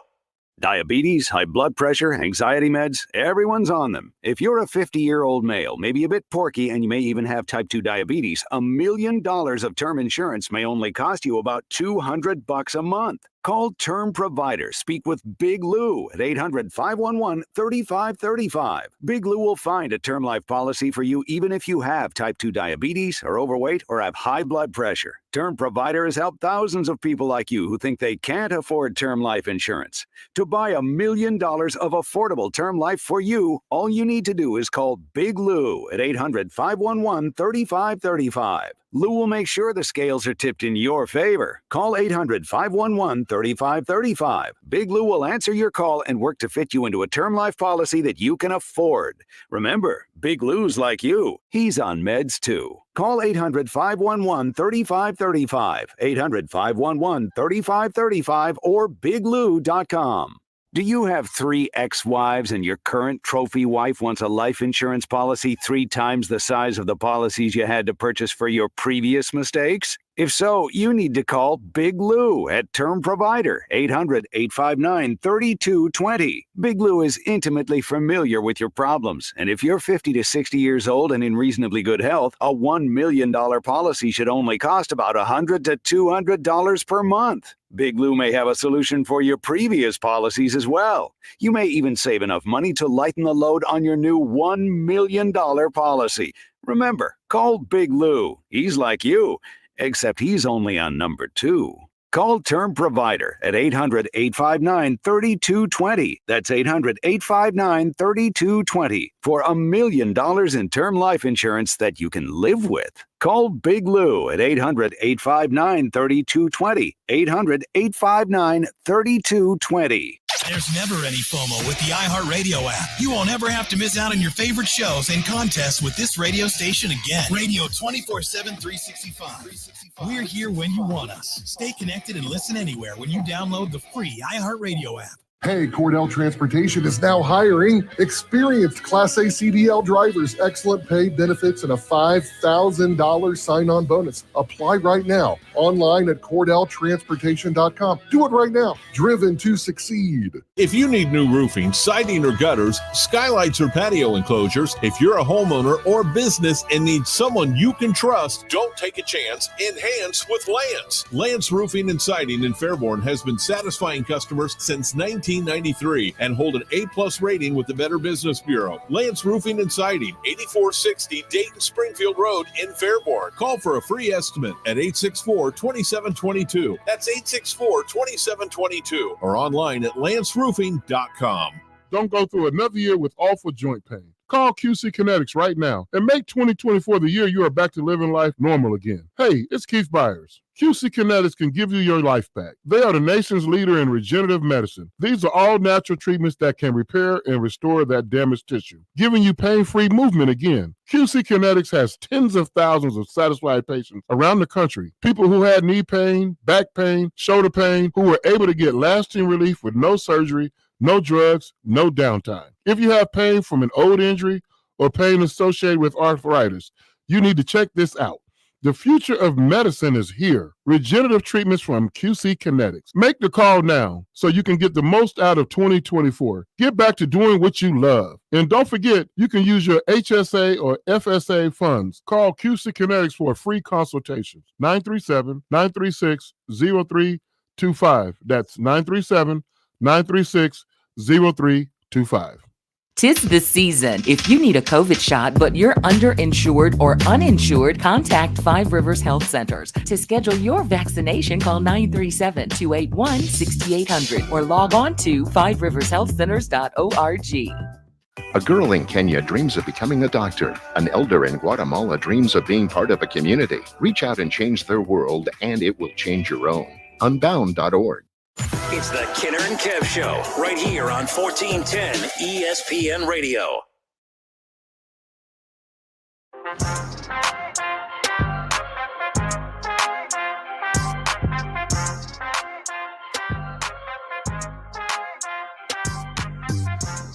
All right, everybody, we welcome you back. Justin, Kinner, Kev Nash, Dayton's ESPN radio station, 1410 Wing AM. It's the Kinner and Kev Show. For Dayton's radio home, well, for quite a few college basketball teams, but Ohio State basketball back in action tonight. They got Rutgers, 7 o'clock to tip off, 6:15 coverage begins.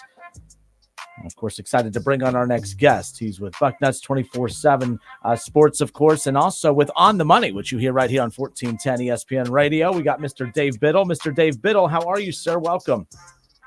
I'm doing well, Justin. Thanks for having me. Absolutely. Now, first of all, On the Money, we really, we love having that program on the station, by the way. So I'm sure that's been a lot of fun being a part of that program as well. Definitely. We're going to, we'll have a show tonight. I know there's Ohio State basketball as well, but I love doing that show, and it's been, we did it before gambling was legal in the state of Ohio, which was kind of weird. We even went down to like Lawrenceburg, Indiana, a couple times, did live shows down there from like one of the river boats, and it's been a lot of fun. Now we're like barely into year 2 of legalized sports gambling in Ohio, and on the money, we talk a lot of sports gambling. We talk a lot of just sports in general, as you know. So yeah, and I love the fact that the show is also on 1410 Wing. It's awesome. Yeah, your co-host, Scotty Vegas, by the way. Yeah, he intimidates me because, for one, I've golfed with him. Very good golfer. I did not have my best golf performance with him, Mr. Skip Mossick, that day. But when I see the bets he places, I don't even pay attention to what he wins. I'm just like, good for you for the money he drops. That's some impressive right. stuff. I know. It's funny, though. He doesn't post many of his losses to the Twitter machine. But yeah, I mean, you're right. When he posts like just the amount he's betting, you're like, okay, you're doing good for yourself. Yes. Like, yeah, I hear what you're saying. Yeah. He doesn't work at 1410 Wing AM. He's but Dave Biddle with us. Dave, first of all, welcome. Appreciate your time. So again, you always get Buckeye fans talking, but you had a lot that you brought this morning on the Bucknuts Morning 5. You and Matt Baxter, of course. And I mean, look, the thing about these bowl games, and I always say, look, it's a meaningless bowl game, right? But they're always dangerous because if you win them, you're supposed to. What do you take away from a win? You know, it is what it is. It's just Missouri. But if you lose, oh man, that's when all hell breaks loose. And that's exactly kind of what we're experiencing right now. But it seemed there was a lot of drama kind of leading in to that bowl game. There's a lot of drama coming out, even though there might be a new quarterback coming in. There's just a lot going on with this Buckeye program right now. Yeah, for sure. And, you know, the Missouri game was embarrassing, and I realized everything, you know, that went into it. Devin Brown making his first start, and they had the game plan for Devin Brown, and he gets hurt. You're putting a true freshman in there. They had a makeshift offensive line because, in my opinion, Carson Hinsman was suspended, even though they're not going to say that. It's clear to me that's what happened.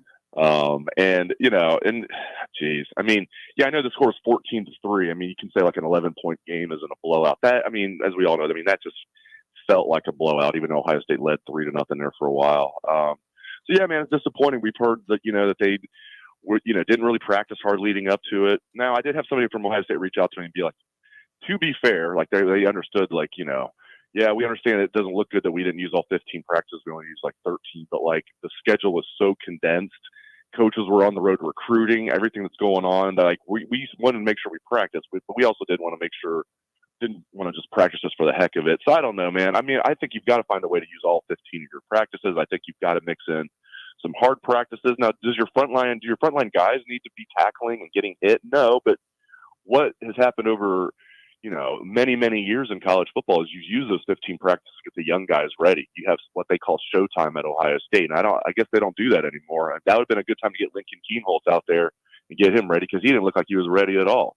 So they went in, you know, and I guess it's human nature to an extent. Their goal was to beat Michigan and get to the national championship, win the Big Ten, and that was taken away from them. But we've seen Ohio State teams in the past with that same situation, and they've been able to get them, you know, pull themselves up and get ready for the bowl game. Even at least the offense did in the Rose Bowl a couple years ago. So, yeah, I mean, disappointed for sure.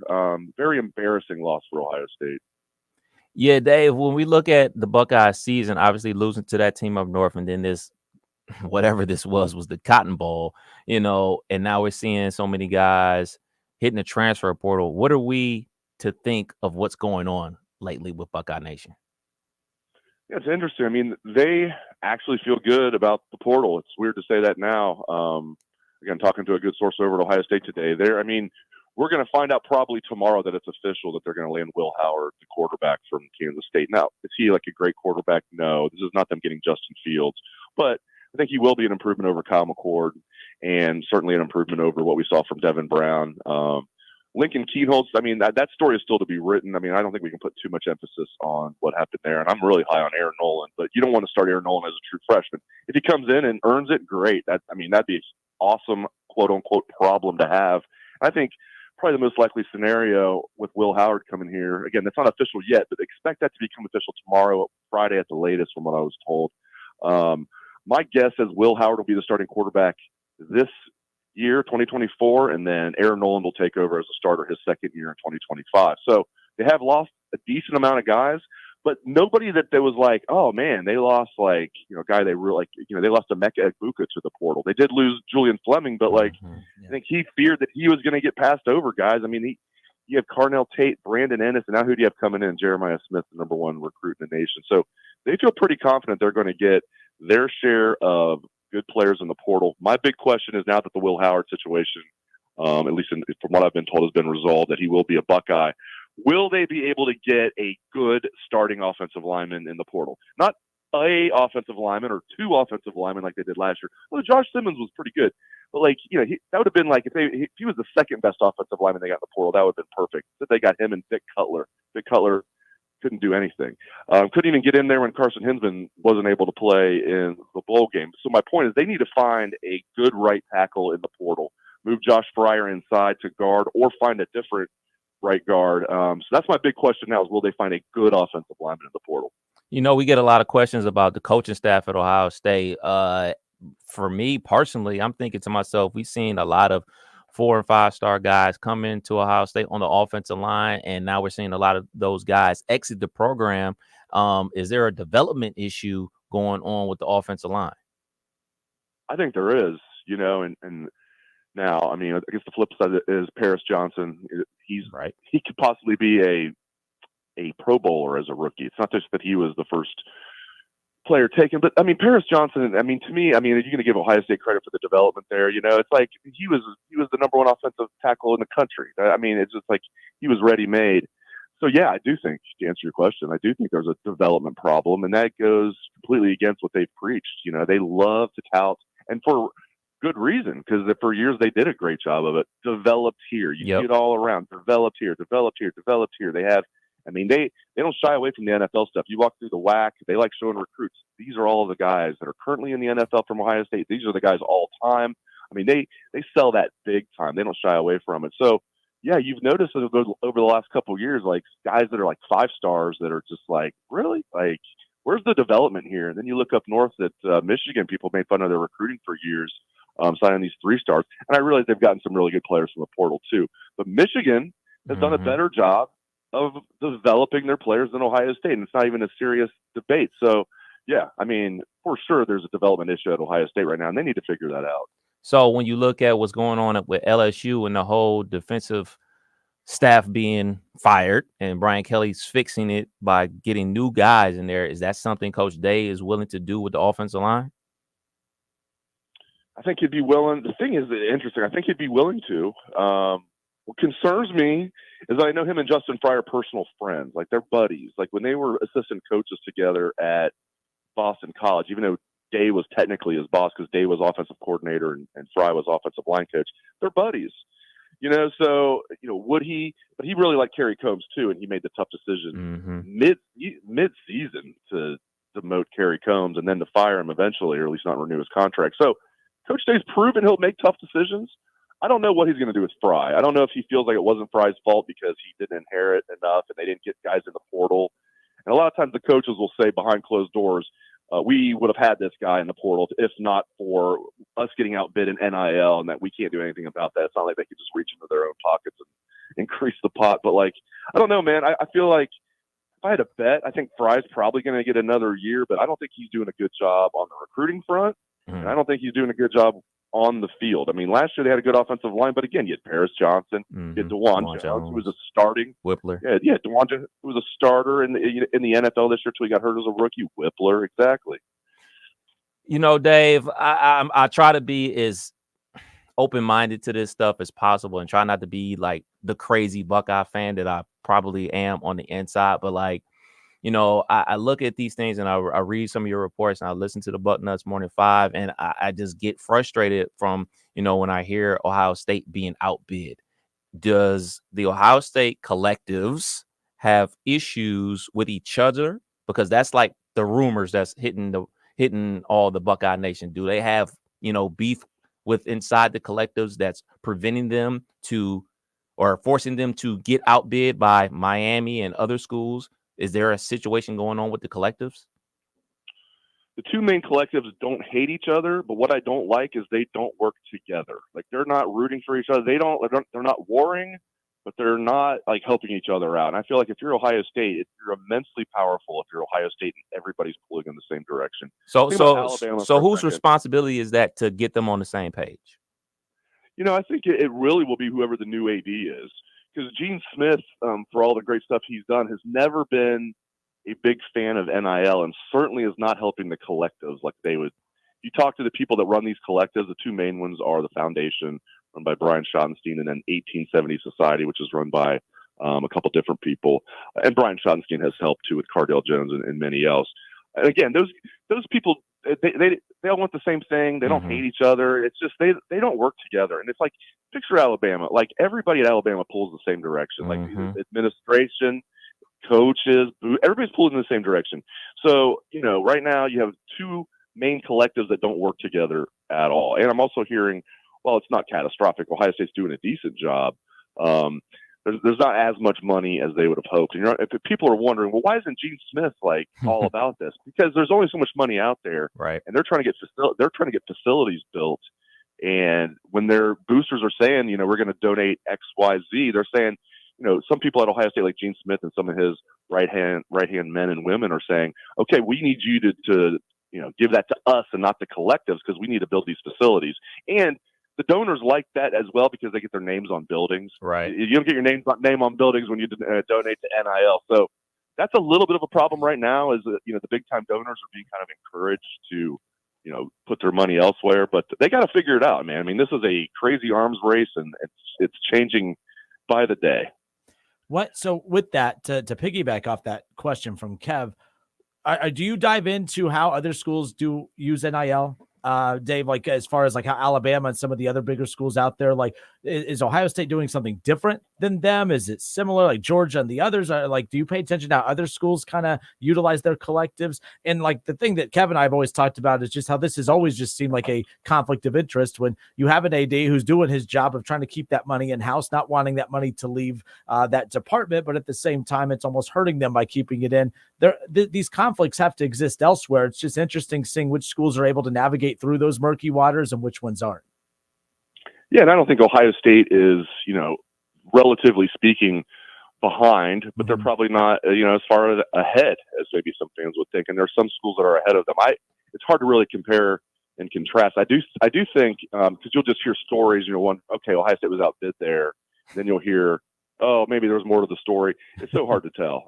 But I will say this. I mean, I do get the feeling, and I know this for a fact with some of the, schools out there, they don't have two main collectives that are separate. Like, most of these schools, like big times, have one main collective.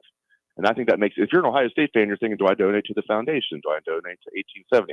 How do I do this? I think there needs to be one main foundation at Ohio State, one main collective. I don't think that's going to happen. Both of those collectives, are probably not going to want to do that. But that's one difference that I see, Justin, is that, some of these other major programs, they have just one main collective. Do you get the sense that fans like to be like, I saw like Todd Markowitz and some other guys who I really love Todd. Todd's a great guy. Like, he had tweeted out the other day that, hey, if the Buckeyes with these continued problems that they're having, just remember, are you doing your part? So this isn't at Todd, but like, I see a lot of guys doing this where they almost put it on the fans for the team not reaching its goals. Do you sense at all that fans don't like that idea that, hey, we're responsible for them not achieving their goals, even though we have the power now to do so? Yeah, it's so strange. Like, I never get into that, because I'm never going to tell a fan, like, you need to pay your hard-earned money to help pay for these kids at Ohio State.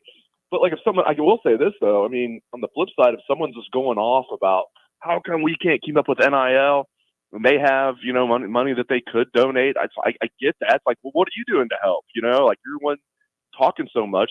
But if someone's just a fan, like, I'm not going to be like, oh, you're an Ohio State fan, you need to donate to the cause. Like, I would never get there. But if you are somebody who's screaming from the mountaintop, and you do have some extra income, I can see the other side of that. It's like, okay, what are you doing to help? But it's not on the fans, man. I mean, unless you consider the fans the big time boosters. This is the big money boosters is what this is all about. It's what this is all about. Just like Ryan Day's job security, people ask me about it. It's like, is this job safe? Yeah, for 2024, for sure.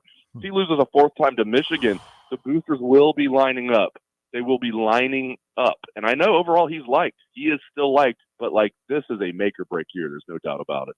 Yeah, and that's what Justin and I were talking about on a Tuesday show about, Coach Day should be the biggest voice in the room telling the collectives to get on the same page, because he's ultimately going to be the one responsible. He's the one going to potentially lose his job if things continue to go in this direction. So I think he needs to be the biggest voice in the room saying, hey, I don't care whose ego's involved, who needs to bow down and kiss the ring. If y'all don't get y'all stuff together, guess what? We're going to continue to lose games, and I'm going to get fired, and I don't want to get fired.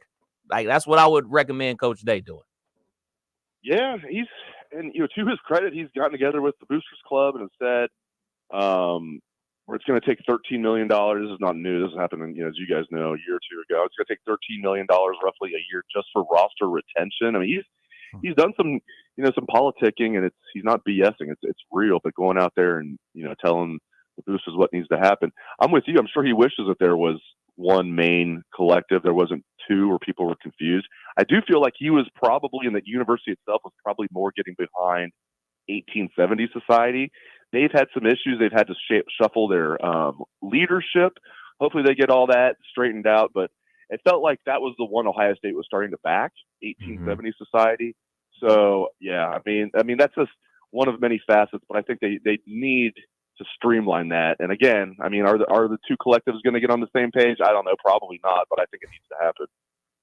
Dave Biddle, 24/7 Sports, awesome enough to give us some time. National championship game. We're wrapping up the college football season, even though it technically, as you know, never ends because there's just so many moving parts, especially now with all the conference realignment. We had to do a new era of the Big Ten. We'll get to that eventually. But the national championship, Michigan, Washington, it all comes down to this. Just your overall thoughts on what you saw in the semifinals and your thoughts on this national championship matchup. Yeah, I hate to admit it, but credit to Michigan. They surprised me. And I put it on Twitter/X during the game. I was like, Michigan's just flat out more physical, like on both sides of the ball consistently. Like you just don't see an Alabama team get pushed around like that. And it still looked like Alabama was going to win, even though I thought Michigan was the more physical team. But Michigan pulled it out, and I really thought Alabama was going to win that game. And I think Michigan's going to win the national championship. Now, I do think it's going to be a good game, and I won't be surprised if Washington wins. If Penix plays like he did against Texas, I mean, Washington will probably win. But my God, he played an amazing game, and he's a really good quarterback. So it's not like that was like a super shock. But like if he needs to have another game like that. I'm impressed with Michigan's physicality, their strength and conditioning coach, and just what they've done, just beefing up both lines and the depth. It's just crazy how cyclical sports are. How Michigan dominated Ohio State in the 90s, and Ohio State dominated Michigan pretty much for 20 years in this century. And now Michigan's dominated the last 3 years. So we'll see if Ohio State can turn the tables. As for for the national championship game itself, again, I'm picking Michigan in a close one, but we'll see. Hopefully the Huskies can get it done. Absolutely. Justin and I talked about the game as well, the championship game, and we both came to the same conclusion. This will be the best, not only offense, but quarterback that Michigan has seen all season. And we started thinking about it like, well, who's the best offense and quarterback they've seen? It was Kyle McCord in Ohio State. And there were a lot of wide open guys that Kyle McCord didn't see and didn't make the throws. I can think of two plays that Julian Fleming was wide open. The one dirt ball that he threw to Emeka on that third down when they had to kick the field goal. And then on the actual interception play that he forced into Marv when the pressure got to his face, that Fleming is open again on those plays. I just don't think that Michael Penix Jr. is going to miss. I mean, he doesn't miss guys that are draped on him on wide receivers. I really think that Washington is going to win this game because they got a pro quarterback and 3 pro wide receivers. We got multiple pro wide receivers, but we just didn't have a pro quarterback. Yeah, I was thinking Milroe would give them problems, but you're right. There's no question Penix will be clearly the best quarterback they face. It's funny thinking back to that 2020 season, the COVID year. Like that was Penix, that was Justin Fields at Ohio State, and Penix was turning Indiana into a good team. You know how hard that is to do. And now this is 3 years later. This kid always has been good. He's extremely experienced. I think he's going to play I don't know if he'll be an NFL star, but I think he'll play in the NFL for a long time. And again, if he can play like he did against Texas, I'm with you, man. Look out, Michigan. I'm going to pick Michigan. Maybe that's a little bit of reverse psychology. There you go. Part, but, I'm definitely going to be rooting for Washington. Go Huskies. All right, Dave Biddle. That's right. Dave Biddle, Bucknuts, 24/7 Sports. We appreciate your time. Send us out with this.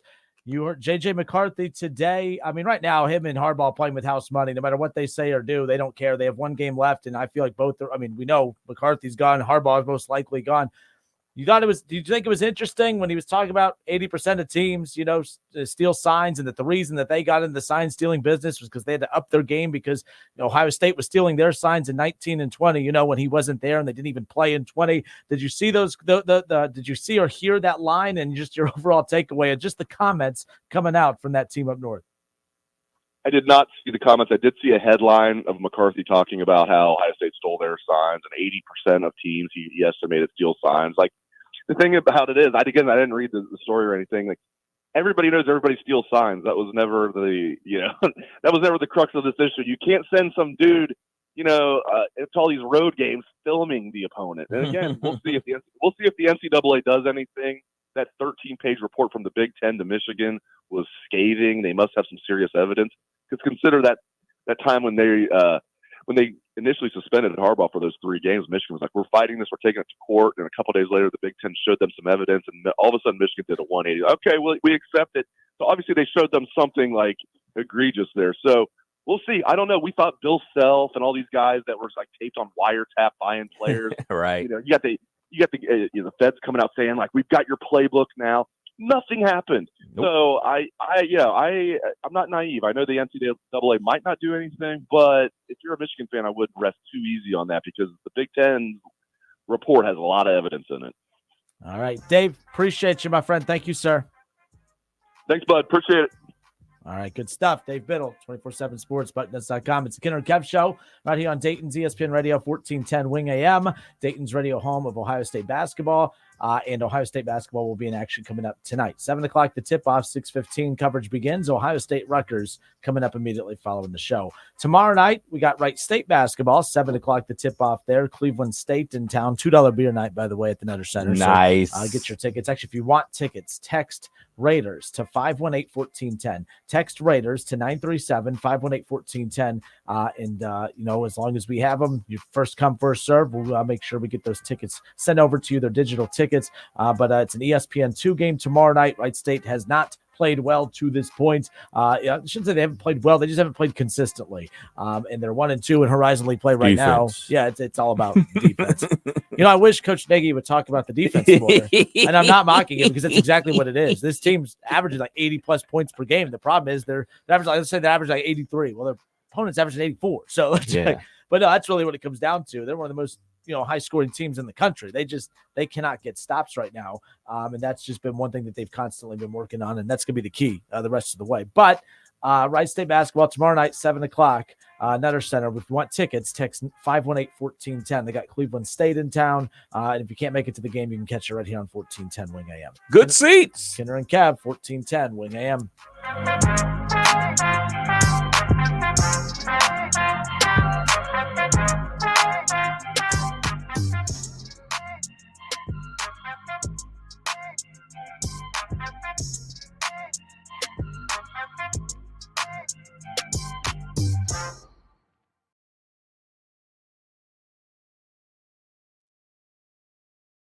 It's the Kinner and Kev Show right here on 1410 ESPN Radio.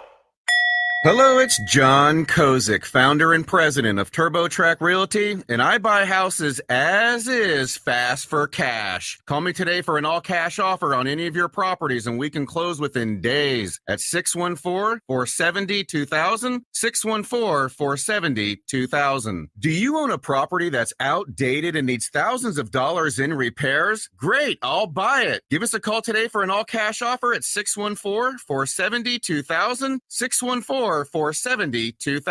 Would it be convenient for you if you could simply take what you wanted and leave the rest behind? Great, I'll buy it. I buy vacant properties, inherited homes, divorce situations, death in the family, apartment buildings, rental portfolios. I even buy my tenant won't pay me the rent houses. Call TurboTrack Realty today for an all-cash offer and speak with one of our friendly staff members at 614-470-2000, 614-470-2000.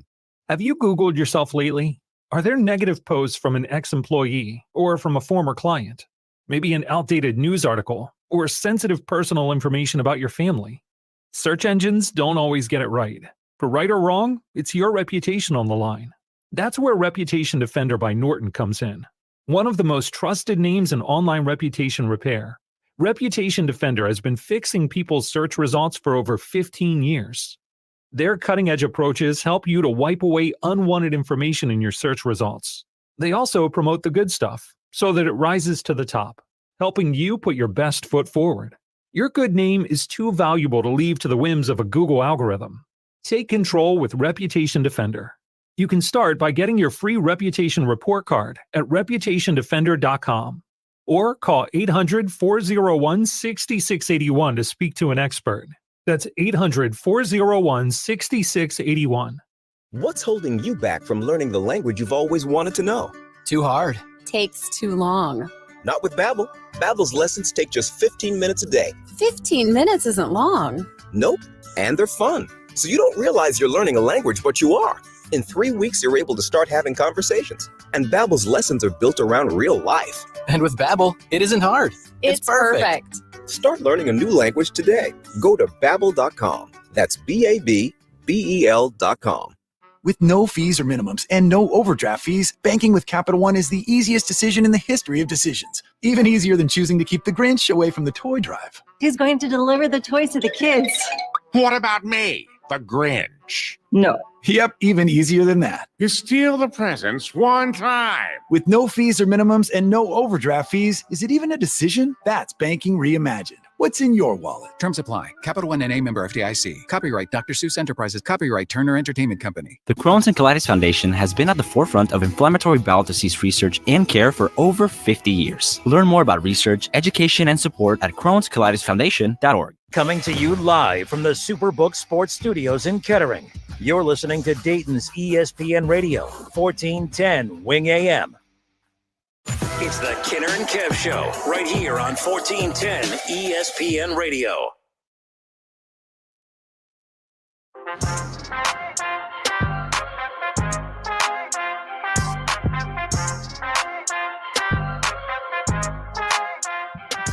Hour number 3, we are back. It's the Kinner and Kev Show right here on Dayton's ESPN Radio, 1410 Wing AM. Again, Ohio State basketball we have coming up here later on tonight, 7 o'clock to tip off, 6:15. Coverage begins. Been a lot of guests today. We kicked off the opening hour, of course, with Jason Fitz from Yahoo Sports. We caught up with College Football Hall of Famer Keith Byars to talk for him to give his thoughts on the college football playoffs, of course, and then just caught up to talk all things Buckeyes with Dave Biddle. Will Howard, the transfer quarterback from Kansas State, of course. After talking with Dave Biddle, basically saying that Will Howard on campus today visiting Ohio State, and Dave Biddle said that they'll be announcing it relatively soon that he will be officially committing to Ohio State. So not finalized, but Dave Biddle just joined us, said yes, he will be the Buckeyes quarterback in 2024, barring any kind of drastic changes between now and, end the week. Like, I don't know what to make. The bottom line is this, I'm not going to get super excited about the Will Howard signing. Look, is he an improvement over what they have in that room? Yes. We don't know who the heck Devin Brown is, but at the same time, all we were told during the beginning of the season was that, well, you know what? It was just neck and neck. Now, I was wrong about both quarterbacks. The reason is because I don't care about being wrong on this. Ryan Day had earned the benefit of the doubt. Like, since Ryan Day has been at Ohio State as the head coach, we've watched what he did with Dwayne Haskins. We watched what he did with Justin Fields. We watched what he did with CJ Stroud. Why should we have doubted that he was going to be able to continue that? Doesn't mean that it was likely that you could just keep that train rolling and not have a hiccup along the way. But I'm just saying, like, I needed to see something bad to believe it, if that makes sense.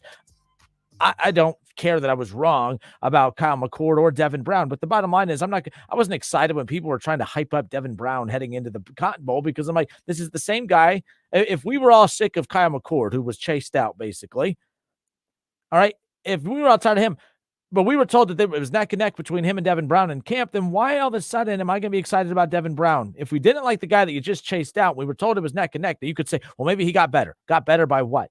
Watching? Oh, he had a really good, and then all the BS that we were hearing about the preparation for the bowl game was, oh, well, you know what? He's looked really good in some practices. Then we hear how light these practices were. They weren't even aggressive practices. Stop it. They were not prepping. They had a month to prepare for Missouri. And Missouri, they had a month to prepare for Ohio State. And it looked like Missouri had a month to prepare for Ohio State. Ohio State had that same month to prepare. They didn't prepare. They overlooked them.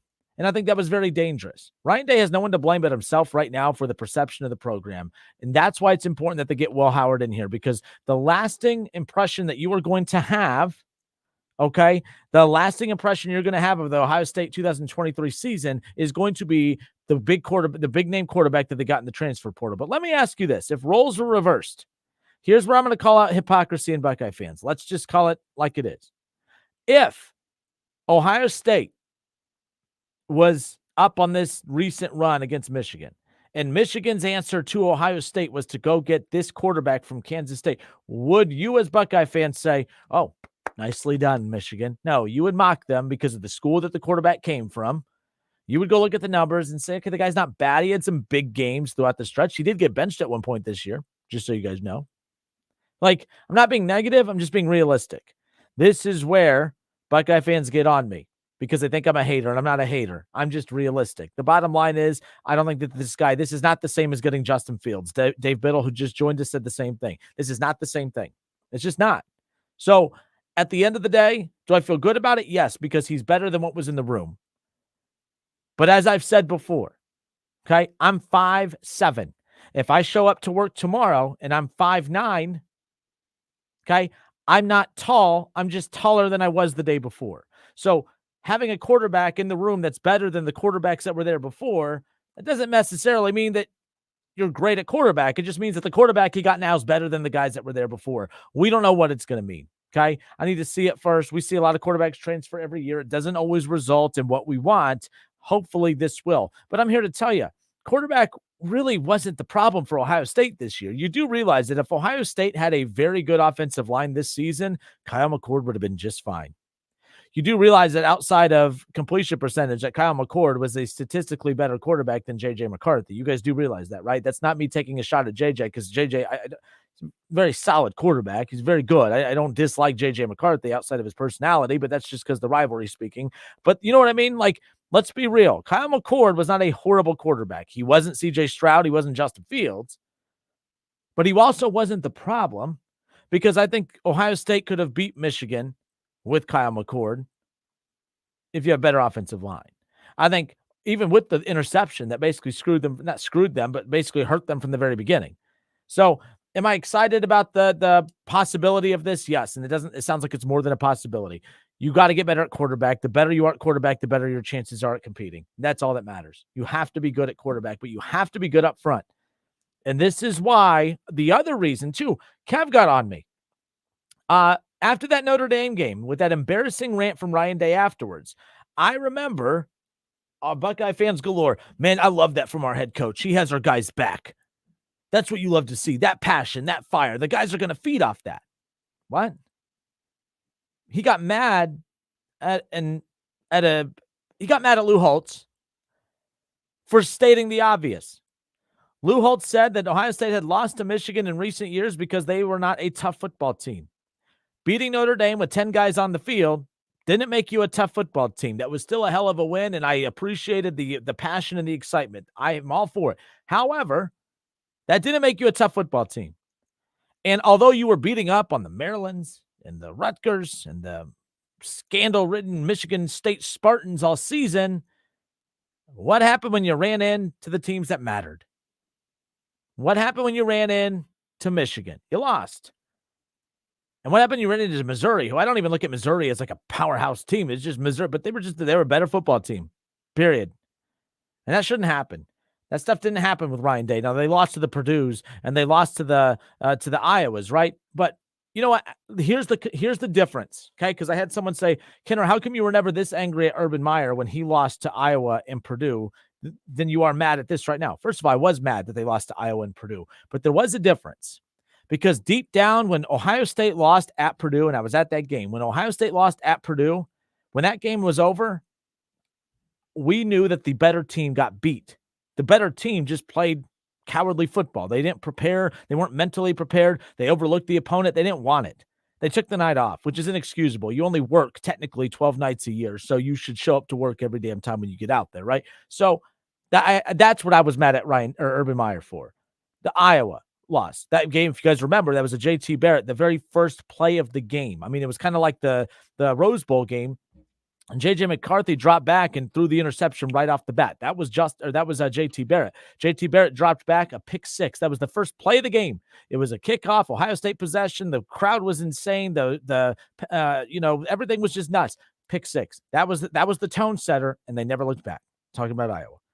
Iowa they were not a better football team than Ohio State that year. Ohio State, that was a playoff caliber team, but they lost. The difference is I'm not sure. Like, Missouri was the better team that night. Like, Missouri was the better team. That's my concern. That's my problem about that loss against them. When Ohio State lost to Michigan, it's because Michigan was better. Urban Meyer never lost to Michigan. When Urban Meyer lost, he lost to Clemson. He lost to those teams. And those were good. By the way, it wasn't like the Clemsons of now. Those were good Clemson teams. But when they lost to Iowa wasn't better than Ohio State. They just upset Ohio State. Purdue upset Ohio State. Michigan's not upsetting Ohio State. Michigan's a better team. That's the problem. Missouri, the other night, they didn't upset Ohio State. They were just a better team because they were better coached. They were better prepared. That's the concern I have for the Buckeyes moving forward under Ryan Day. I don't mind that he's the head coach, but I don't like that he's the head coach either, because it's basically one of those, you heard Dave Biddle say it earlier, it's a make or break season. Now, let me ask you this. I mean, I always love testing the limits when it comes to the perception of the Ohio State-Michigan rivalry, because when we sit there and say, if he doesn't beat Michigan next year, he's out. Okay, that's why I always find it silly to say that. Okay, let's say they're undefeated next year, they lose to Michigan, they go to the playoff, and they win a national championship. Is he still out? That's why I say stop putting so much emphasis on that game, because that game proved not to be as big a deal as what you guys think, mainly because of the fact that, okay, they lost to Michigan last year. They were a second away from beating Georgia. And had they beat Georgia, they would have won a national championship, and we would have, moved on past this little Michigan conversation. But that didn't happen. Ohio State has to start beating the games. Like, Michigan is no longer the most important game on the schedule anymore. It's not. It's the playoffs now, the 12-team playoff. So if you beat Michigan every year, but you lose to a Missouri to close out your season, you lose to, let's just say, a Ole Miss every year. Let's just say Alabama knocks you out. That's okay. We don't care about national championships. We just care about beating that team up north. That's my concern.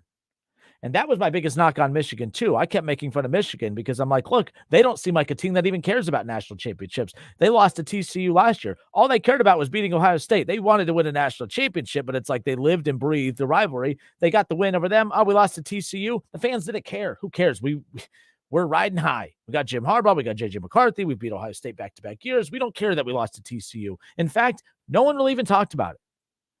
Ohio State, if they would have got beat by TCU, oh my God, it would be just like right now losing to Missouri. It would have been a problem. Michigan loses a lot of bowl games. When it happens, oh well, that's what Michigan does. That's not what Ohio State does. It's what they're doing, and that's why it's a problem.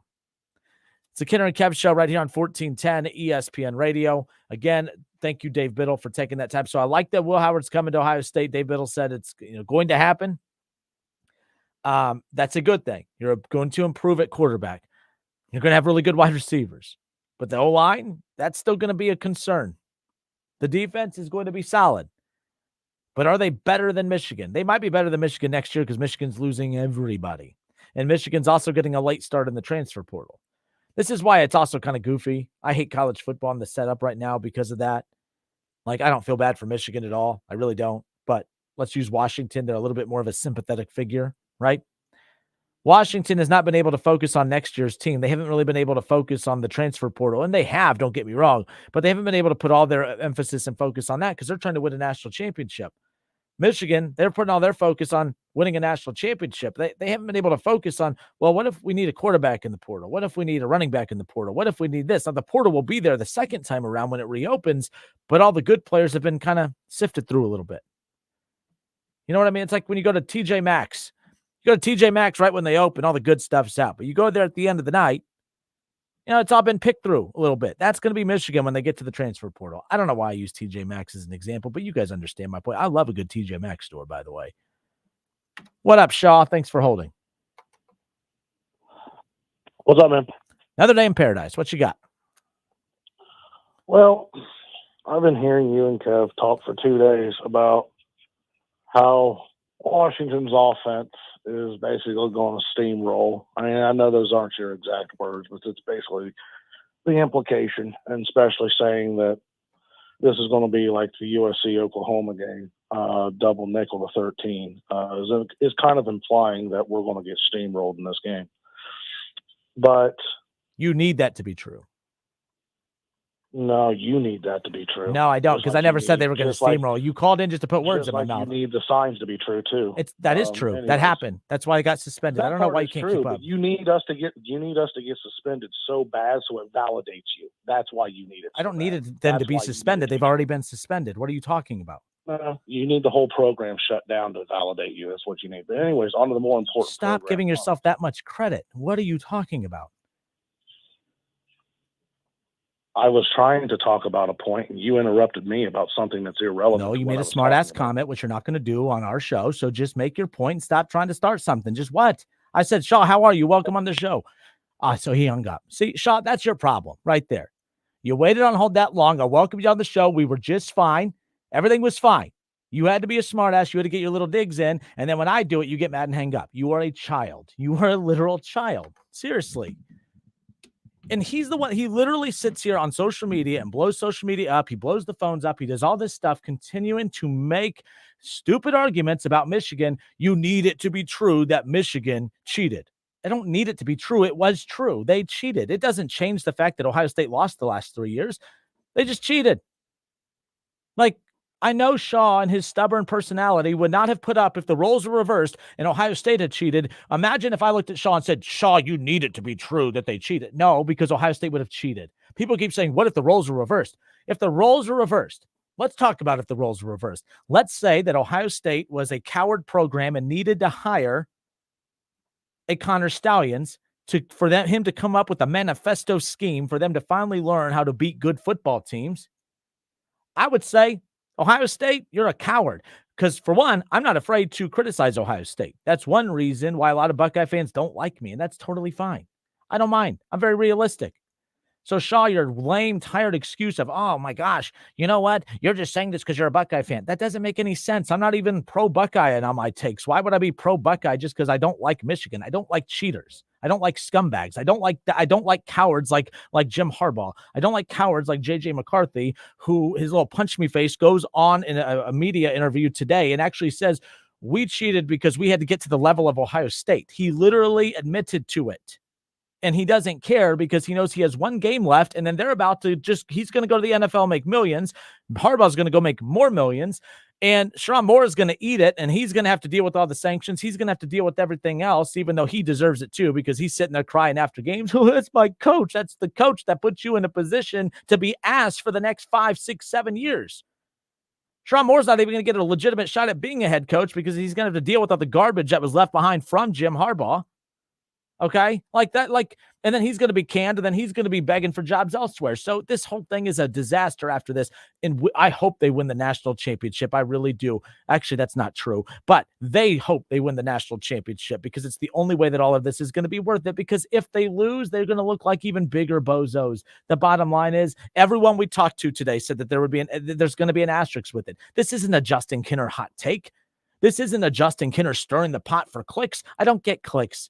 Look at my social media. I barely have any followers. What clicks am I getting, Shaw? What are you talking about? I am 100% me. I 100% believe that you support a cheating program, and I 100% believe that all of your fans that act like this isn't a big deal, that you're all a bunch of cowards too because you support cheating. And no way whatsoever is it okay for your team or even my team to cheat, period. It's as simple as that. You can call in, you can you make your little digs, and then when I give them back, you hang up. Typical Michigan type of behavior. Is what it is. Connor Stallions sitting behind the bench. It's a big middle finger to all of college football. They're a disrespectful program. And by the way, I never said that they were going to get steamrolled. I was complimenting for Michael Penix Jr. I've always been a fan of Michael Penix Jr. You heard Dave Biddle say it. You know how hard it is to make Indiana look like a good football team? Indiana looked like a real football team when Michael Penix was there. Now give them NFL wide receivers and the best offensive line in football, and you're throwing an adult man hissy fit because I said that I think they could score some points on them because Michigan hasn't played a real damn offense all season. Alabama was the best offense that they faced, but they have a quarterback that's not the best throwing quarterback in the national or in college football. He makes a lot of plays on the ground, and he couldn't do that against Michigan.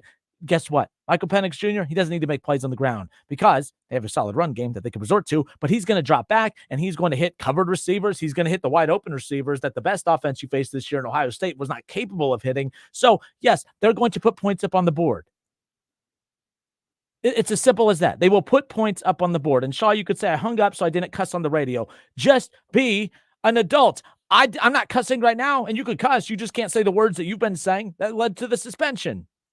Now I'm all fired up, and Kev's not here to help just calm things down or whatever. See, it's on him. I blame Kev. But none of my takes are hot. That's the thing. You could sit there and say, I'm just trying to stir the pot. How am I stirring the pot? Michael Penix Jr., did you see how he's played all season? He was a Heisman finalist. Did you see how he played in that semifinal? Did you see how he just literally was finding crevices in the defense and finding ways to complete passes that, unlike any other quarterback that Michigan's defense has faced this season? I can't wait for Monday night. I wish I could order a Michael Penix Jr. I wish it could be in by right now because I'm going to wear that thing next Monday. I cannot wait. I'm not even saying that they're going to win. If I picked them to win, and by the way, this is the other thing that Michigan fans do. I picked Alabama to win. By the way, since when is it a hot take to pick Alabama to win anything? Do you guys believe, like Buckeye fans and just listeners of the show, whether you like me or hate me, let's be real here. Okay? Thank you, Mr. Nick. Nick has this to say. He's chiming in. Nick is a saint. Look at this. Thank you, Nick. I appreciate you. Nick says Michael Penix Jr. Beat that team up north at Indiana, dropping 343 yards and 3 touchdowns. Now, to be fair, this isn't that Michigan team. I get that, Shaw. Calm down. But, yes, you guys know how good Michael Penix Jr. is. You know. It is what it is. So, it is what it is at this point. I'm all fired up now. I let him win. I let him get under my skin. It is what it is. But nonetheless, it is what it is. This is just ridiculous. It's all ridiculous. Michigan fans are all ridiculous. Don't say dumb things on social media like you need this to be true, as if like we're waiting to find out what the result's going to be. We already know it was true. You heard Dave Biddle say it. The Big Ten, their findings, the whole reason, remember Michigan said, we're going to fight this in court. And then when they showed them what they found, they're like, you know what? I don't even like court. And then they just went and faced the suspension because they knew that they were screwed. How do you talk a big game? I mean, Michigan, all the Michigan nerds out there, we're a very intelligent, university. We have attorneys out the wazoo. Well, keep digging in that wazoo of yours, because apparently there wasn't a smart enough attorney that was stupid enough to take that on. So I need it to be true. I don't need anything to be true. It was already true. Asterisks. That's what's going to be right next to that championship if they win it. But Michael Penix Jr. might have something to say about that as far as that's concerned. It's the Kinner Kev Show, 1410 ESPN Radio. We will be right back.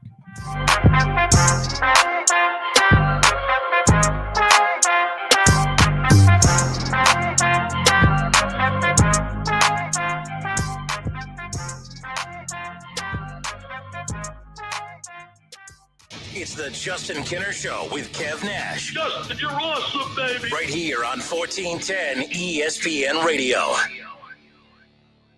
ESPN 1410 Wing AM weather. Well, the forecast is calling for mostly cloudy skies and 28 tonight, decreasing clouds 36 tomorrow, partly sunny Friday, and a high of 40. I'm Rick Shrimp for 1410 ESPN Radio. Do you have an old sports program, baseball, photo, ticket, or game-used equipment just collecting dust? Sports Investments wants to buy your sports memorabilia. They're also interested in old sports cards and also buying political, aviation, and entertainment items. Bring your collectibles to Sports Investments and get a fair value on the spot. If you decide to sell, they'll pay you immediately. Sports Investments is the largest buyer of memorabilia and cards in the area since 1993. Sports Investments also feature the best selection of autographed memorabilia, sports cards, and other collectible items for sale, including all your favorites like Tiger Woods, LeBron James, Joey Votto, the Bengals, the Browns, the Big Red Machine, UC, XU, UK, NKU, UD, Louisville, Notre Dame, and Ohio State, just to name a few. You'll enjoy the experience of dealing with the Walter family. Call them at 513-891-5000. Email adam@sportsinvestments.com or visit them on Montgomery Road, right off I-275, just 40 minutes from WING. If you need new roofing, siding, or gutters, skylights, or patio enclosures, if you're a homeowner or business and need someone you can trust, don't take a chance. Enhance with Lance. Lance Roofing and Siding in Fairborn has been satisfying customers since 1993 and hold an A+ rating with the Better Business Bureau. Lance Roofing and Siding, 8460 Dayton Springfield Road in Fairborn. Call for a free estimate at 864-2722. That's 864-2722 or online at lanceroofing.com. A new season is here and an exciting new career is waiting. KTH Parts Industries in St. Paris is now hiring second shift production associates and offers an outstanding new pay rate of $20.24 an hour. This is an excellent opportunity that offers an attractive benefit package, medical, dental, and 401k. KTH offers the advantage of being a short drive from home, just minutes away from Bellefontaine, Troy, Piqua, and Urbana. The position will fill quickly, so please apply now at kth.net. KTH is proud to be an equal opportunity employer. With tens of thousands of satisfied patients across America, it's no surprise QC Kinetics gets 5-star reviews. I'm feeling on top of the world because of QC Kinetics. I'm able to do the things that I wasn't able to do for a long time. I can recommend them highly. I would recommend QC to anybody. QC Kinetics has changed my life. I couldn't believe it. I honestly was skeptical, but the pain went from a 10 to a 0. Real people with real lasting relief from joint pain. QC Kinetics Regenerative Medicine is regenerating me. It was super successful, and I recommend everyone seek out QC Kinetics as an alternative to surgery. This non-surgical approach is definitely the future. I tell as many people as possible. I am an ambassador. I love QC Kinetics. QC Kinetics, the nation's leader in advanced regenerative medicine. No drugs, no surgery. Call QC Kinetics now for your free consultation. Call QC Kinetics, 937-936-0325. That's 937-936-0325. 937-936-0325. You have empty office space to fill or home office to create. You know what you need. You know what you'd like. But you also have a pretty good idea after you've shopped around the usual places what you need and what you like might not happen. Well, then you haven't been to Charles Larrick's Warehouse Outlet. Nobody has their selection. Nobody has their discounts. And every week, there's something new. If you need office furniture, Larrick's Warehouse Outlet can sell it to you for half the price and below manufacturer's selected prices. Half price and below on hundreds of items. Selection from budget to the best. Really, desks from $50 to $5,000. Filing cabinets from $25 to $500. Before you go anywhere else, do yourself a favor and come to Larrick's Warehouse Outlet. With 25,000 square feet of selection, you're not going to go anywhere else. Larrick's Warehouse Outlet at 23 McOil Avenue, Dayton. Open Monday through Friday, 9 to 6. Larrick's, continuing the tradition. Looking for sweet heat that's hard to beat? Head to Lee's Famous Recipe Chicken and try the Hot Honey Chicken Sandwich, here for a limited time. This all-new sandwich features our famous hand-breaded, pressure-cooked chicken breast covered in Mike's Hot Honey on a brioche bun. It's the chicken sandwich made sweeter and spicier. Discover the craveable flavor that can only happen when Mike's Hot Honey meets Lee's Famous Recipe Chicken. Pick up an irresistible Hot Honey Chicken Sandwich today. Only at Lee's, famous for chicken. Prescriptions require an online consultation with a healthcare provider who will determine if appropriate. Restrictions apply. See website for details and important safety information. Subscription required. Price varies based on product and subscription plan. Hey guys, did you know there's a generic form of Viagra that works just the same, but is 95% cheaper? And you can get it online? Go to hims.com/joy. Through Hims, you'll get a free medical consultation, discreet shipping if prescribed, and the process is 100% online. To start your free online visit, go to hims.com/joy. That's HIMS.com/JOY. And now another no-brainer money-saving tip from Progressive. That doesn't sound good. The paper shredder is jammed, but I think I fixed it.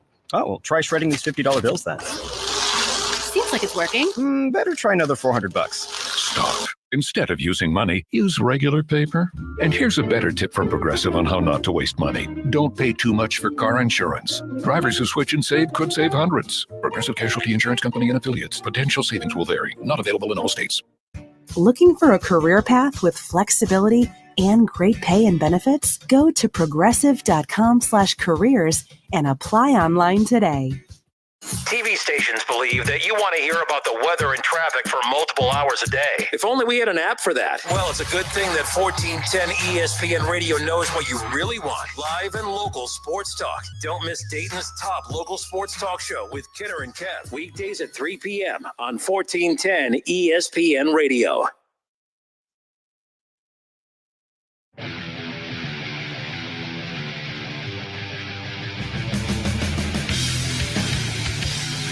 All right, everybody, we welcome you back. It's Kinner Kev Show here on 1410 ESPN Radio. Ohio State basketball coming up here. 45 minutes coverage begins, 7 o'clock to tip off. 518-1410, 518-1410. That's the number to call and jump in on the conversation. So, Shaw was reinstated. Fireworks happened. It's like the 4th of July. Except instead of cussing, he just hung up. The next step is, being a child, you cuss. Being a child, you hang up. The next step is being an adult and just having the conversation. But it is what it is. But yeah, see, the thing is, the show has my name in it. So when you call into my and Kevin's show and you give me attitude, I'm going to give you attitude back. You will never in the history of this show find an example of someone calling in saying, Justin, let's talk about the Bible. And then I say, what do you want? Nah, doesn't work that way. It's usually people calling in with the attitude and then I match their attitude. And then they hang up or cuss. So it is what it is. So Troy is another one that tries to get the best of me. Troy's one of those people that he thinks he's smarter than everyone. But the things I actually know about this guy from people that have called, that have let me know about him, that's why I choose not to interact with him. I've heard some of the sketchy things about him, so I'm choosing not to interact with him on this page. So I'm going to choose to just do that as far as that's concerned. But all right, Shaw says he didn't even have an attitude. Guys, let me ask you this. For those of you who were listening earlier, take your own words. I didn't even have an attitude. Raise of hands. For those watching on the Justin Kinner Show Facebook page or YouTube or whatever, raise your hand in the chat section if he had an attitude. I just need people. I need some confirmation there because he did, just so that's clear. But anyways, let's get back into talking about some normal stuff. Again, the NFL, we didn't really talk a lot about that. We're going to really focus on that a little bit more on tomorrow's show and kind of moving forward. Obviously, we talked a little bit ago about the fact that, the Browns are going to rest some starters this upcoming week. I think the idea of adding another week, Nick added the hands up. Thank you, Nick. Appreciate you. There's that. So we got one up there. But actually, I lied. Before we get into the NFL stuff, let's get Doug on the line. Doug, thank you for holding, my friend. How are you, sir? I'm doing all right. How you doing? Another day in paradise. What you got for us? Okay. I've just been listening. I listen all the time. I haven't called in a while. Yep. Last year when you were talking about hey, do you have the radio on in the background? Something's echoing. Florida State getting in. Yep. Not getting in and all that. I agree with everything you said. Georgia, if Texas hadn't beat Alabama, Texas probably wouldn't have been in. And I heard people disagreeing and this and that. All that is true. But this game the other day, I didn't think Michigan would win. And it wasn't because I think Alabama is good, because Alabama, this is the worst team I've ever seen them have. This team was really not that good. They're just Alabama. And Alabama and Ohio State, they're only going to be so bad no matter what. But I didn't think Michigan was good because all the Big Ten offenses weren't any good. The best one you said, like you said, is Ohio State. And Ohio State quarterback really ain't a good quarterback. They got a great receiver. They got decent running backs, but you got to have a good quarterback. I put Alabama's offense like a Big Ten offense. Their offense was nothing. I'm not taking nothing away from Michigan because Michigan played a good game.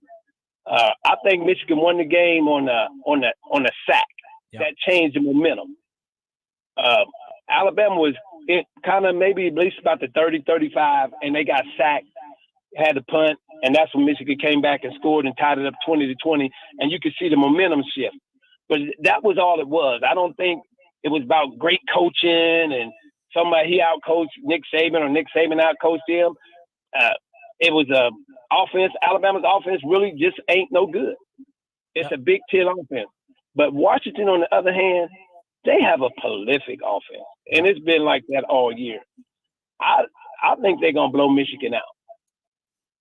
I really do. See, this is the call that I think Shaw thought he heard a little bit ago, because I don't think they're going to get blown out. I think they're going to put some points on the board. But I know what you're saying. Like, I agree with you. I think this is going to be the most prolific offense that Michigan has faced all season.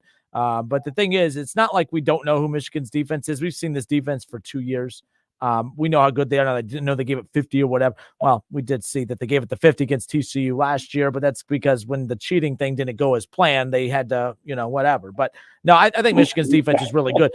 But this is what you want to see in a national championship game, though. Like, this has a lot of really interesting elements. You have one of the most explosive offenses in the country going against one of the best defenses in the country. You have one of the best defensive lines in the country going against the best offensive line in the country. And then you have, a prolific quarterback like Michael Penix Jr. going up against this defense that I think that he can move the ball against. I'm fascinated by this. I wish I didn't hate Michigan so much, because I keep focusing on that, how much I hate that team. We are in for a treat. I think Washington's not the sexiest brand, but I think that this is exactly what you want in a national championship game, as far as I'm concerned. Yeah,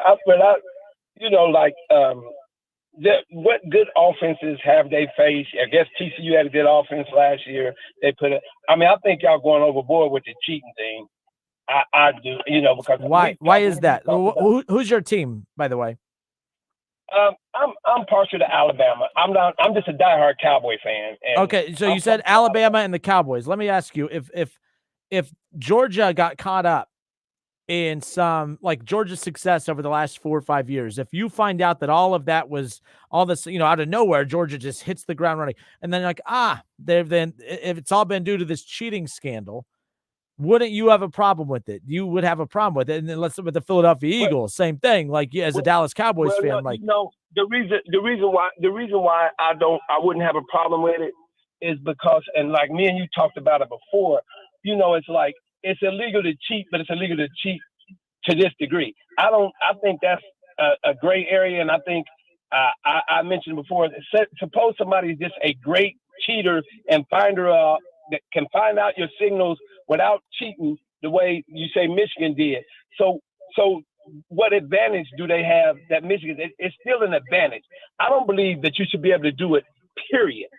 And if you can do it, period, if it's not illegal to do, period, but it's illegal to do it to that degree, I just don't think it's an advantage. And the fact that they beat Iowa, Penn State, Ohio State, and Alabama, I think that should throw it out the window as far as, that's why they won. No, hold up, Doug. To be fair, none of those teams. You won't hear me saying they won because of that.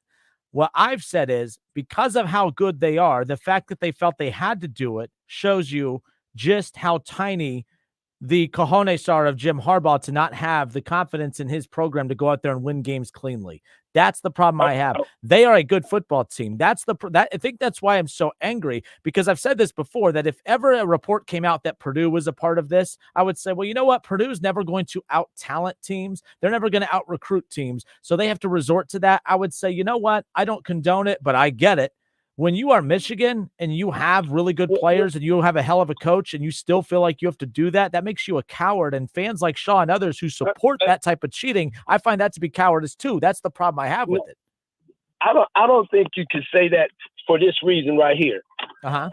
If I feel like, just say like if Ohio State or Alabama, if they did it, if they try to find somebody's signals out, period, why do that? If you're better than somebody, let the get out on the field and show that you're better. Yeah. I don't care if you did it a little bit or you did it a lot. Don't do it. If you're good, then don't do it. And you saying it's all right to do it a little bit, but don't do it to that degree. And that's what's cowardice. I think it's cowardice if you do it, period, to any degree. If Ohio State done it, they said Ohio State done it. I don't care. I would never say, "Oh, Ohio State, you won because you cheated." I'm not going to say that. Yeah. I've heard some NFL players say, "Well, people try to steal signals all the time." I heard New England. It's never changed my opinion of it, because I don't think if everybody's doing it a little bit, that's too much. So I just say, if somebody you're just saying from the top down at all, like, to you just hate it in general, whether it's a little bit, a lot, whether it's just a casual. You shouldn't be allowed to do it, period. And if you're allowed to do it a little bit, that's like, I'm stealing just a little bit, or I'm robbing people just a little bit.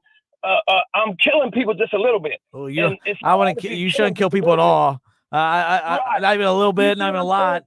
But a little bit or a lot. It's just like it's a drastic example, my dude.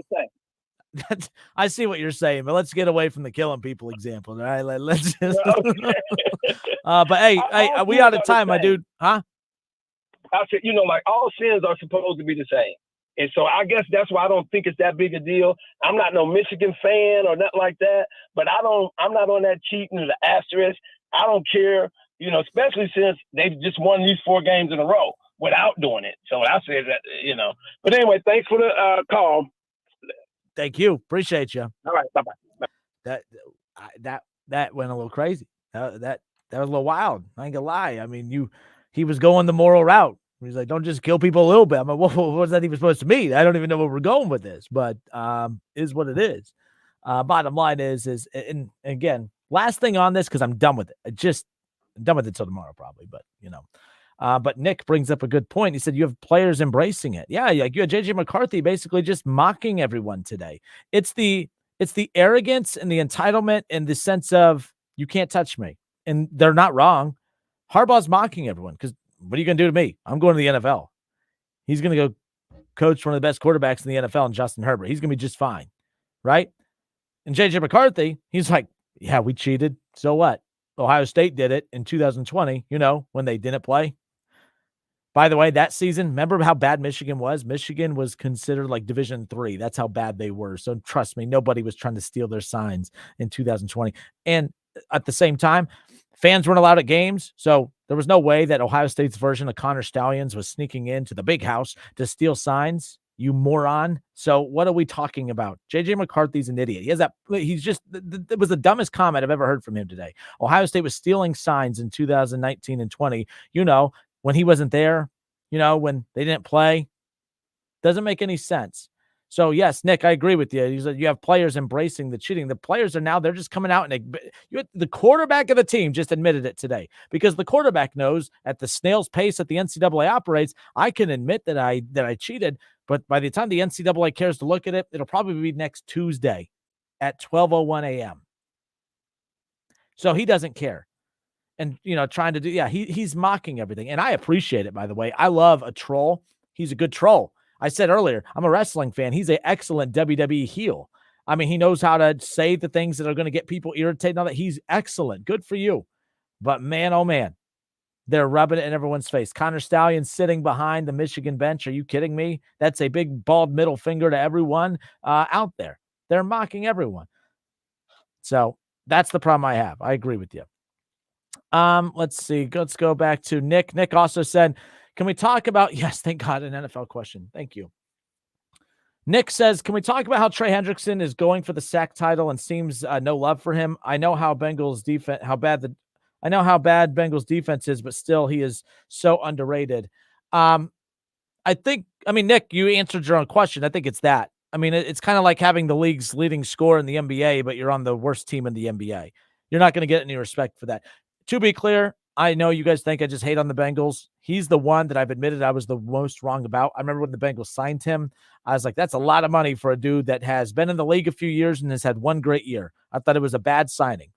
And I was wrong because what I thought was a lot of money at that time, they ended up getting a deal for. He's been a steal. They've been getting so much production from him. I mean, he's leading the league in sacks. I mean, when we're talking about the likes of Myles Garrett and J.J. Watt and all of these other things, or T.J. Watt, not J.J., sorry.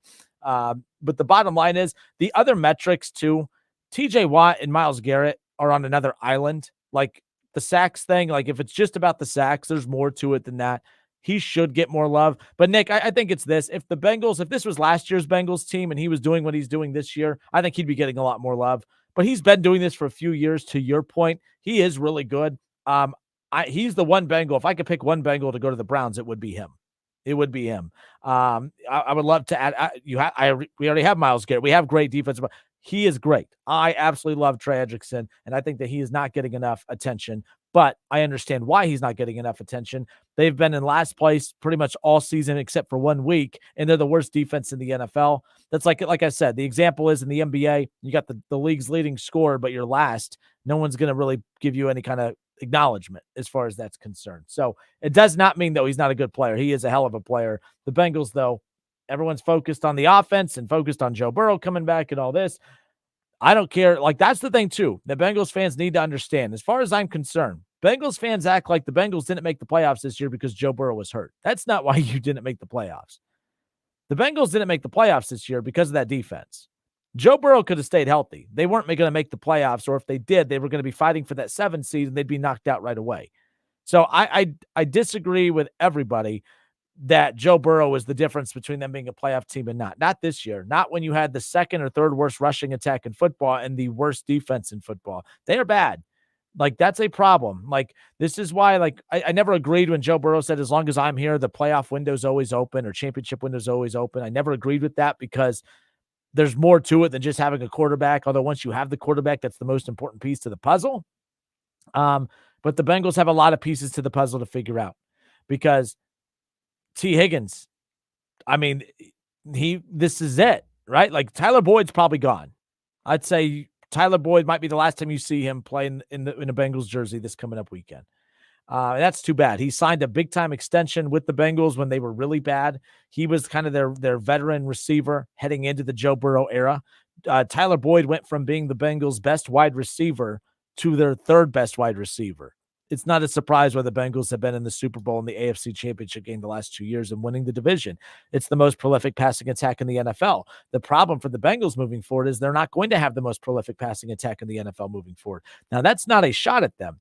The NFL is not set up for that to happen long term. You know, the Chiefs at one point had Tyreek Hill. This is what's wild. They had Tyreek Hill and Travis Kelce. And not this Travis Kelce, you could tell, like, the Taylor Swift thing, I don't buy into that being a distraction, but I don't think football is his number one priority right now.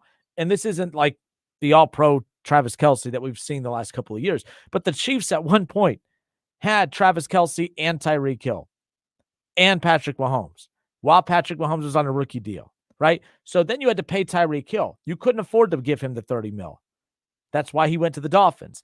They kept the tight end because he was cheaper. You can make the tight end the highest paid tight end in football, and it's still significantly cheaper than having the highest paid wide receiver in football. That's why the Chiefs went that route. If tight end was more of an expensive position, they would have probably moved on from Kelce and kept Tyreek Hill because Tyreek Hill is that dynamic at his position too. But they made the right choice. The problem, and that's the thing, they couldn't keep them all. The Cincinnati Bengals are in the same boat.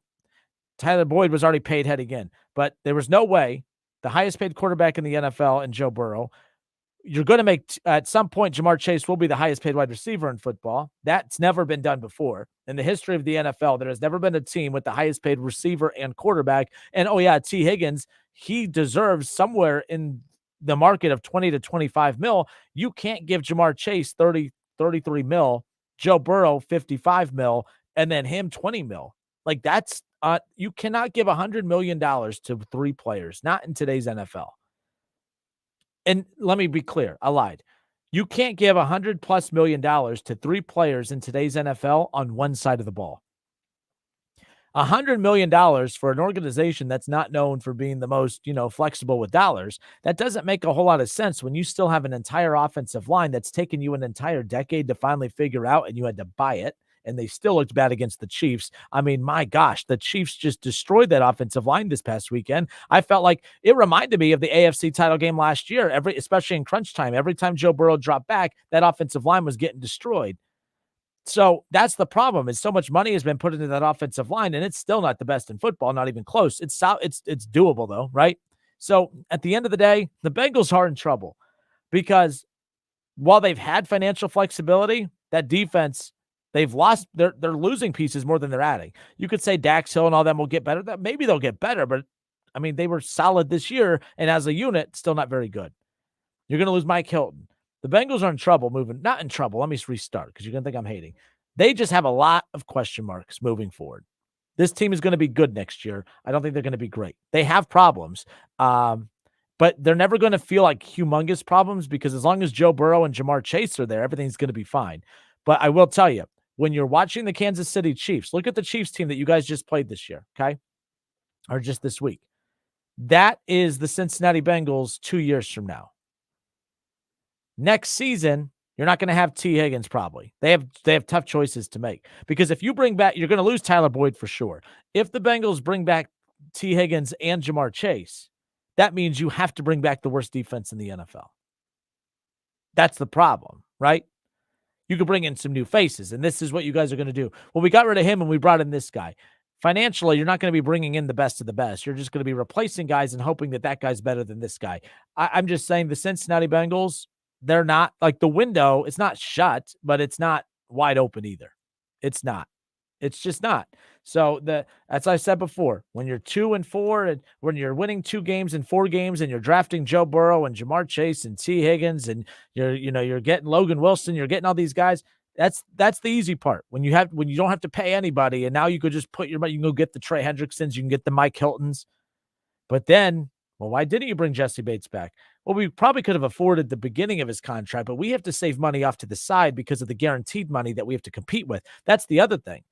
For those of you out there that are like, well, they don't have to, they could franchise tag him. They could do this, they could do that. Any available dollars that the Bengals can get their hands on, they have to put off to the side because for them to compete, they have to do what they want to do what the Browns are doing. So that's why I don't care about Deshaun Watson's contract because next year, guess what? The Browns are going to do what they do every year because they have a cash-rich owner. They're going to take his contract and they're going to roll it up into a signing bonus, and then he's only going to go about $15 million against the cap.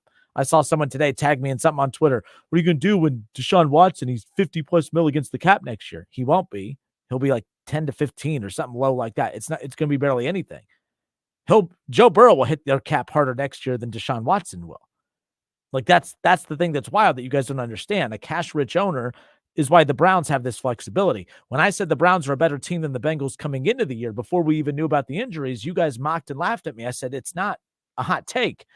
They have the best line in football. They have the best running back in football. You don't have the best receivers in football, but you have a legitimate quarterback. You guys can mock Deshaun all you want, but the guy statistically was still playing very good football before he got hurt.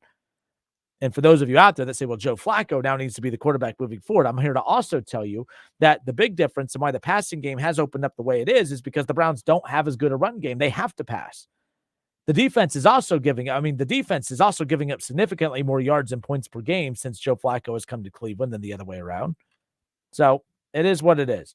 But the bottom line is seeing the AFC North is so fun to watch because they're all 4 really hungry organizations. I didn't say 4 good organizations. Steelers are a good organization, but I think sometimes their history gets in their way. They think that their Steeler way will always get them out of a jam. That's not the case, right? The Ravens, best organization in football right now. It's not even close. I mean, if they do win a Super Bowl with Lamar Jackson, they've won. They're averaging a Super Bowl a decade at this point. That's good for them. And all they do is win. They don't lose. They do not lose football games. So good for them as far as that goes. But the Bengals, they've flipped a switch. They're making moves to win. They're making moves to retain talent. These are good problems to have if you're the Bengals. The Browns are in a position where they're having to make tough choices too. All 4 organizations are really good right now. And that's why I hate when people mock the Browns. Oh, yeah, well, they haven't done this. Okay, that's fine. Bengals fans, let me say this. Because Bengals fans that are crapping on the Browns right now, okay, well, what's going to happen when you just go, you've never been to the Super Bowl before. Well, you hadn't won a playoff game in 30 years, and that didn't prevent you from winning your first playoff game in 30 years. The Browns have been ass since being back in Cleveland. Well, guess what? They win in a playoff game like they already have against Pittsburgh a couple years ago. It doesn't matter. Like all that stuff doesn't matter. The teams of the past, it matters about this roster, this team. And the AFC North, that's why they're the funnest conference and division to watch in football as far as that's concerned. It's Kinner Kev Show right here on Dayton's ESPN Radio. Thank you, Nick, for getting me back on some NFL talk because Shaw and them Michigan fans are exhausting. So Nick says 3 years is when Joe Burrow cap number becomes problematic. No, Nick. Yes and no. Problematic, but at the same time, to get players to come to Cincinnati, they have to do the guaranteed money. And to do the guaranteed money, they have to have that up front. When they don't have any money up front because the money that they've stashed off to the side to pay Joe Burrow, Joe Burrow's contract is hurting them whether it's hitting the cap or not. Not hating. It's just the reality of it. The Browns have so much, they're cash rich, so they could pay for stuff up front. That's why they can get away with it. The Bengals can't. So any money that they do get up front, they have to stash off to the side. So that's why when the Browns sign a big free agent and it's a $15 million contract, but they give a signing bonus and it's rolled up into a $1 million deal, the Browns could do that because they had that money up front. Now, the Bengals could do that for maybe one guy, two, but the Browns did it for Zadarius Smith. They did it for every big name. They revamped that entire defensive line, and they did it for every single one of them. That's where the Bengals, that's what hurts them.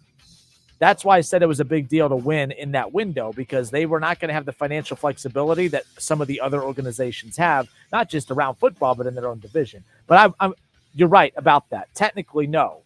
But because of the contract and what's coming up, they have to put money off to the side because they can't afford it, big picture, at least up front. We'll get back into more of that later on in the week. But good stuff, everybody. It's Kinner and Kev Show. Hope everyone has a great night, except for Shaw and Troy. You two, whatever. Do your thing. Happy New Year. Glad to be back on the air this week. We have Ohio State basketball coming up after this. We have Wright State basketball tomorrow night. And then we got more Wright State basketball and Ohio State basketball heading into the weekend. And then more Kinner and Kev this week. So lots still to get into. It's Kinner and Kev Show, 1410 ESPN Radio.